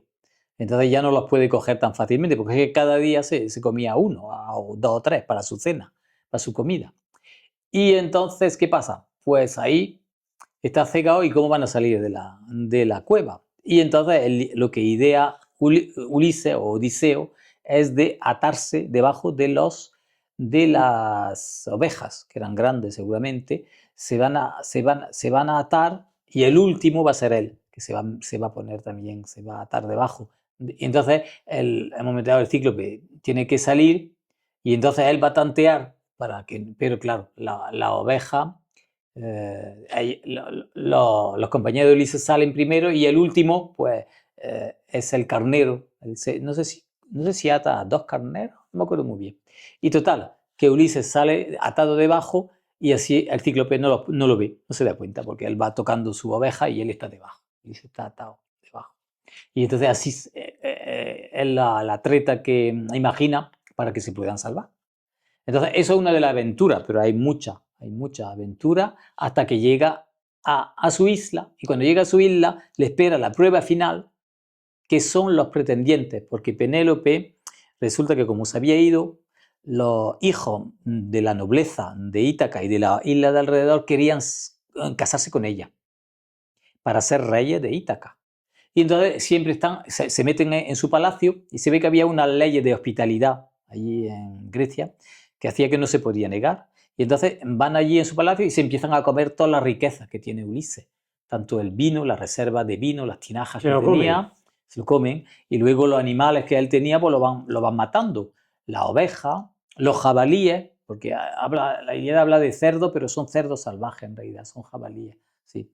Y entonces las ovejas, los carneros, las vacas, los toros hacen sacrificios y van comiendo toda esa carne e intentan obligar a Penélope a que se case, a que elija a uno, convenciéndola de que Ulises ha muerto, de que Odiseo ha muerto y no volverá. Y entonces ella tiene que tener fe porque muchas veces aparecen viajantes y que le intentan convencer, sí, hemos visto a Odiseo y le pasó no sé qué, no sé cuánta, y entonces ha muerto. Y entonces ella tiene que tener como esa fuerza interior, por eso Penélope, Homero la llama la sensatísima, perifron, la sensatísima o la prudentísima Penélope, porque ella tiene que tener esa fuerza interior de que no ha muerto, que vendrá, y está así 10 años.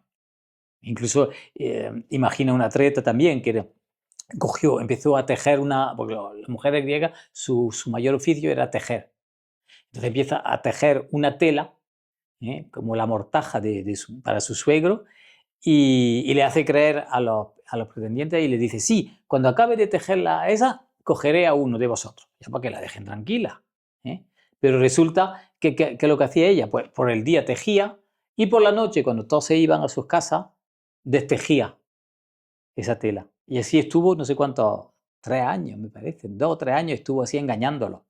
Que sí, pero claro, llegó un momento que una de las sirvientas la traicionó y se lo dijo a los pretendientes, que eso era una treta que estaba haciendo ella. Ella estaba destejiendo cada vez lo que había tejido por el día, así que podía estar mucho tiempo. Y entonces la cogieron infraganti y entonces ella no tuvo más remedio que decir, sí, es verdad, sí. Entonces ya no le valía esa treta, ya, venga, tienes que elegir a uno de nosotros. Fíjate. Y entonces esos pretendientes, pues en realidad es interesante porque representan a los yoes, representan los defectos. Entonces Ulises, después de toda su aventura, llega a su isla, pero va a tener que eliminar a todos esos pretendientes que están en su palacio, porque si no lo podrían matar a él. Entonces Atenea, que es la diosa que lo protege, lo va a transformar en viejo. Y él se va a vestir también con ropa miserable y va a llegar a su palacio como si fuera un mendigo, un pordiosero, para estudiar también a los pretendientes, estudiar la situación, a ver cómo va a poder eliminar, porque eran más de 100, eran 108 los pretendientes que estaban en su casa, que venían y comían de todo, porque claro, era el rey, entonces tenía riqueza. Entonces esa historia tiene un trasfondo, tiene un significado esotérico. Entonces el interés de mi traducción es, porque busco la literalidad, y entonces he encontrado muchas veces doble sentido y cosas muy interesantes, y también en el canal este de Telegram, en el chat de Telegram, he puesto comentarios, notas, comentarios, ilustraciones también, a veces que me han parecido interesantes porque ilustran, por ejemplo, los famosos puercos que aparecen en la Ilíada. Pues entonces mirando cómo representaban a esos cerdos los antiguos griegos, me he dado cuenta que eran más bien jabalíes, o era otra clase de animal, no eran exactamente no eran los cerdos domésticos que tenemos. No se parecen porque tienen unos colmillos y también como unos pelos, unas cerdas. Entonces se parece más a jabalíes y yo creo que era otra especie que había en Grecia. Entonces, pues una de las cosas, bueno, puede parecer secundaria, pero es una cosa interesante que he encontrado, que en realidad come, porque muchas veces en los festines comen puercos salvajes, pero son puercos salvajes. Entonces hay un pastor, el porquero, que va a ayudar a Odiseo, a Ulises, a eliminar a los pretendientes, y ese porquero, pues en realidad guarda jabalíes, no son puercos, no son cerdos domésticos, y es interesante porque ese porquero representa la humildad, representa una parte, porque en nuestro ser tenemos diferentes partes, entonces está el 3% de conciencia, pero hay otras partes también en nuestro ser interior, ¿no? Y uno de esos puede ser la humildad, entonces el porquero yo creo que representa la humildad. Bueno, Michel, estamos hablando del hombre que tenía cerdos de Sí, la Odisea. el porquero, Continúe sí. usted, porque esto es una maravilla. Entonces, mira, Odiseo, Ulises, vuelve a su isla, Ítaca, Sí. tiene que ir de incógnito, entonces Atenea lo envejece, la piel, hasta que incluso su hijo no lo reconoce en un momento dado, Wow. que es Telémaco, su hijo. Entonces se va a unir con Telémaco, al final le va a decir quién es, claro, que es su padre, se va a unir con el porquero y se va a unir también con el boyero, era el pastor que le criaba los toros, los bueyes y las vacas. Y entonces esos 4 van a arremeter para eliminar a los pretendientes, porque los tiene que eliminar. Es radical. Ahí no lo va a decir, venga, vuelvo aquí a casa. Directo. Porque ellos incluso intentaron matar a Telémaco, o sea que lo protegieron. Los dioses lo protegieron, Atenea creo que lo protegió y no lo mató, porque Telémaco fue primero a buscar a su padre. Como no volvía, cogió el barco, se hartó de estar con los pretendientes y se fue a buscar a su padre. No lo encontró, pero le dieron indicios de dónde podía estar y que estaba vivo. Total, que Telémaco, que tiene 20 años, porque es que cuando se fue Ulises estaba recién nacido y ha vuelto tras 20 años. Entonces Telémaco tiene 20 años. Y entonces van a luchar y van a conseguir eliminar los pretendientes, los 108 pretendientes. Y entonces Ulises pues va a volver con Penélope.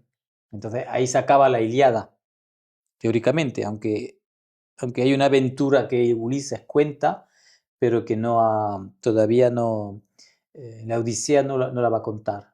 Pero se sabe que después tiene que hacer un último trabajo, Ulises, y luego ya se moriría y tal. Porque ya hay un episodio donde él invoca a las almas que están en los infiernos, ¿eh? Hace un agujero y hace una operación como de nigromancia, se llama, que es como invocar a las almas de los infiernos, ¿no? Entonces van a aparecer, por ejemplo, los héroes con los que estuvo luchando en la guerra que habían muerto, ¿eh? Y va a aparecer también Tiresias, que era un adivino, que era de Tebas, y Tiresias, porque ha muerto ya, pero él tiene como más conciencia. Entonces, hacer el ritual, porque hace un ritual con un sacrificio de animal, y esa sangre le va a dar vida, porque las almas de los difuntos, los griegos la presentan como fantasmas, que están ahí sin fuerza, vienen de las infradimensiones o de la primera, de la primera capa de los infiernos.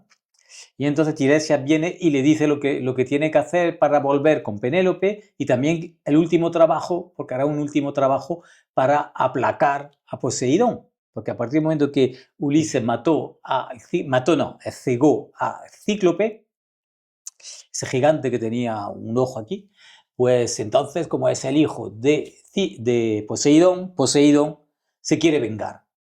Entonces sabe que no puede matar a Odiseo, a Ulises, pero lo va a perseguir y siempre hay pues, una tormenta en el mar y unos desastres. Y es curioso que van a morir todos los compañeros de Ulises, aunque él lucha por ellos, van a morirse, al final se queda solo. Y solo tiene que luchar contra los pretendientes. Entonces ahí hay un trabajo, hay una muerte continuamente, una muerte también. Entonces está la muerte de los compañeros de Ulises, que seguramente serán como parte del ser que muy imperfecta todavía. Ulises se queda solo, pero los dioses le ayudan y va a poder eliminar a los pretendientes, que los pretendientes son como los yoes muy fuertes, ¿no? Porque ahí está el orgullo, se sienten súper fuertes, se sienten muy varoniles, quieren casarse con Penélope, pero Ulises es más fuerte que ellos. Ulises representa la conciencia, el iniciado. Y entonces va a lograr, con la ayuda de Atenea y con la ayuda de su hijo y esas dos partes, que es el boyero y el porquero, va a lograr eliminar a los pretendientes y unirse otra vez con Penélope. Y así se terminaría la Odisea. Entonces, una historia muy bonita, sí, sí, sí. Entonces, por eso empieza, la primera palabra del poema es el varón. Al varón cuéntame, musa, el de las 1000 tretas, que mucho vagó. El varón, porque es el varón y al final logra su mujer, su esposa. Dice mucho, ¿no? La Odisea, representa muchas cosas. Sí, bueno, es muy simbólico, sí. Yo lo entiendo, yo le he encontrado ese significado, pero claro, hay muchas cosas. En un poema de 15.000 y pico versos, tiene muchos episodios y cada episodio representa diferentes aspectos, incluso diferentes dimensiones, puede ser, sí. Hay la isla de los Feacios, al final, cuando Odiseo se queda solo, pues hay una tormenta y su barco se destruye también. Bueno, al final no, al final está con Calipso. Calipso es una ninfa, o sea, una diosa, un ser divino, Calipso. Y le va a ofrecer a Odiseo casarse con él, se enamora de él, y le ofrece de hacerlo eterno, inmortal, que no envejezca jamás. Y Ulises lo va a rechazar. Quiere volver, quiere seguir siendo mortal y quiere volver con Penélope. Le ofrece ser inmortal. Está con él, de hecho parece ser que tiene relaciones sexuales en la Odisea. Calipso tiene que ser bellísima, es una diosa, es una ninfa. Sin embargo, Ulises se va a negar. Y Calipso, que está en su gruta ahí, también tiene unos jardines y unas cosas preciosas en esa isla, que es un poco como paradisíaco, pues Ulises no, quiere seguir siendo mortal. ¿Por qué? Pues porque tiene que eliminar el ego, tiene que terminar ese trabajo. Entonces no se lo merecería de ser inmortal, sería engañoso. Y entonces se sabe que en el camino de la iniciación hay un libro del maestro Samael que se llama Las Tres Montañas. Y las tres montañas representan el camino que tiene que hacer cada conciencia para volver al absoluto, para volver a nuestro origen. Cuenta ese camino, porque él lo ha hecho, lo ha recorrido. ¿Sí? Y entonces cuenta las pruebas, las cosas que hay que hacer. ¿Hay que hacer esas pruebas? Sí. Y hay un momento clave en ese recorrido hacia el absoluto en que tienes que elegir entre el camino del Cristo o el camino del Nirvana. El Nirvana es como una dimensión muy elevada, muy, muy bonita, donde hay mucha felicidad, pero ahí te detienes, ya no llega al absoluto. Nirvana, ¿no? Sí, el nirvana. Entonces llega un momento que te ofrecen, y entonces el maestro Samuel lo cuenta así, como hay unos dioses, unos seres divinos, y yo creo que Calipso representa eso. Vienen y te ofrecen. Tú te vas a encarnar de vez en cuando, porque sigues con lo que se llama la rueda del samsara, pero ya estás viviendo en la felicidad, donde hay perfume, donde hay belleza y tal. Y entonces ahí tienes que elegir. o bien te sigue sacrificando para los demás. El Ujú. camino de los tres factores que el otro día expliqué, ¿no? Que el Cristo dice, niégate a ti mismo, Mm. coge tu cruz, lleva tu cruz día tras día y haz como yo. O sea, sígueme, sacrifícate por la humanidad. Es el camino del Cristo, pero es un camino muy duro. Entonces, el iniciado, cuando sube en ese camino de las tres montañas, llega un momento que tiene que elegir entre esas dos cosas. Tiene que elegir. O bien se define para el Cristo, pero ya implica que tienes que estar trabajando y tienes que estar ayudando a los demás, pero por amor a la humanidad, o bien coger el camino del nirvana. Entonces, eso yo creo que está representado en la Odisea, en esa aventura de Calipso. Calipso, sí. Entonces, en la historia de Calipso, ¿qué pasa? Ulises está en una gruta con Calipso, que está enamorada de él y le quiere. Él se niega a la mortalidad, pero ella, como lo quiere retener, no le deja partir.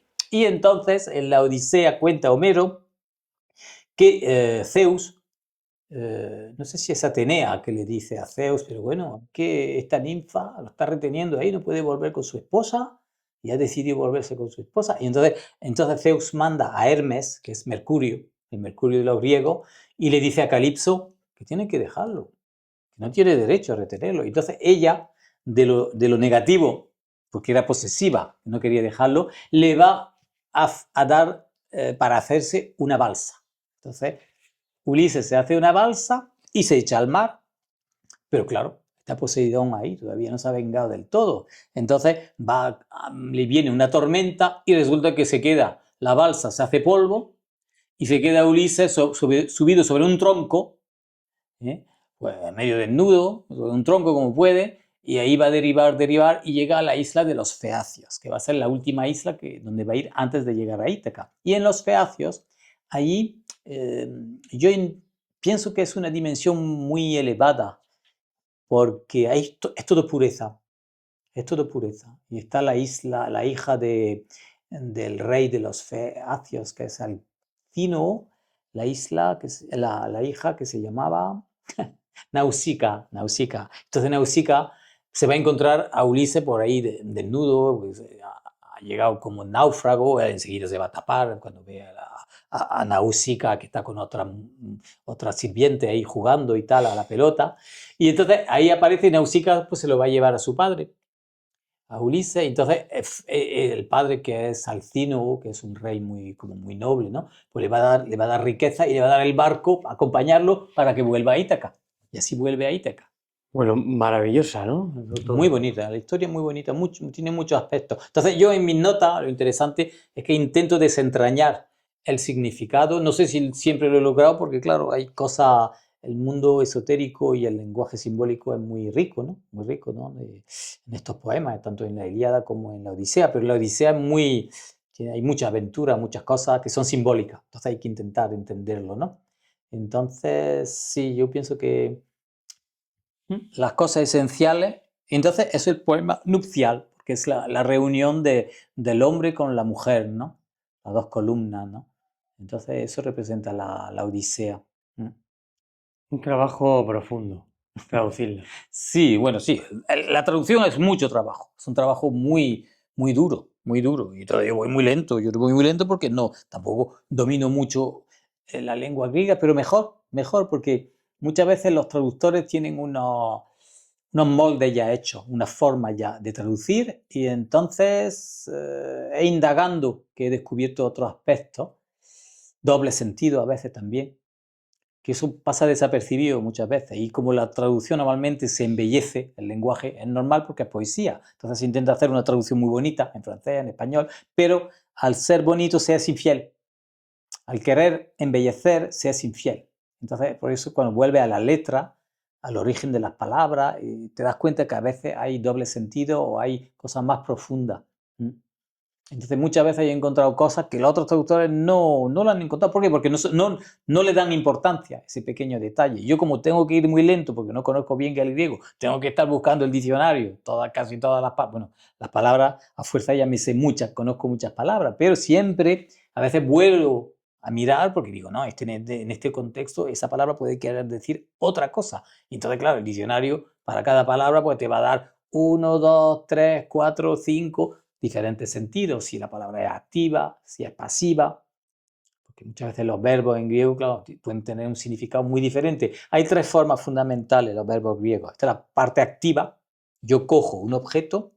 Luego hay una forma media, que es yo cojo ese objeto para mí, porque a mí me importa, es importante. Entonces, otra forma del verbo, por eso los verbos yo no los domino, pero sé que es así. Y luego hay una forma pasiva, que es un objeto que es cogido. Y entonces lo curioso del griego es que a veces hay palabras que tienen el sentido activo y pasivo.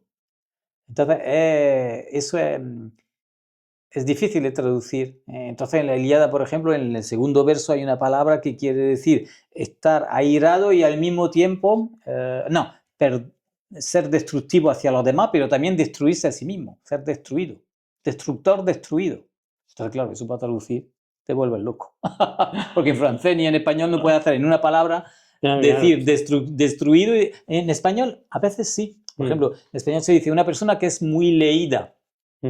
Ahí es pasivo, pero es activo, quiere decir que ha leído mucho. Entonces, en español se puede, en algunos casos, hacer lo mismo que en griego, que es el doble sentido de una palabra que es activa y pasiva, y a la misma forma, porque se escribe igual en griego. Entonces, hay formas verbales donde para traducir casi tienes que decir dos palabras, o no sabes, entonces es interesante. En francés es imposible.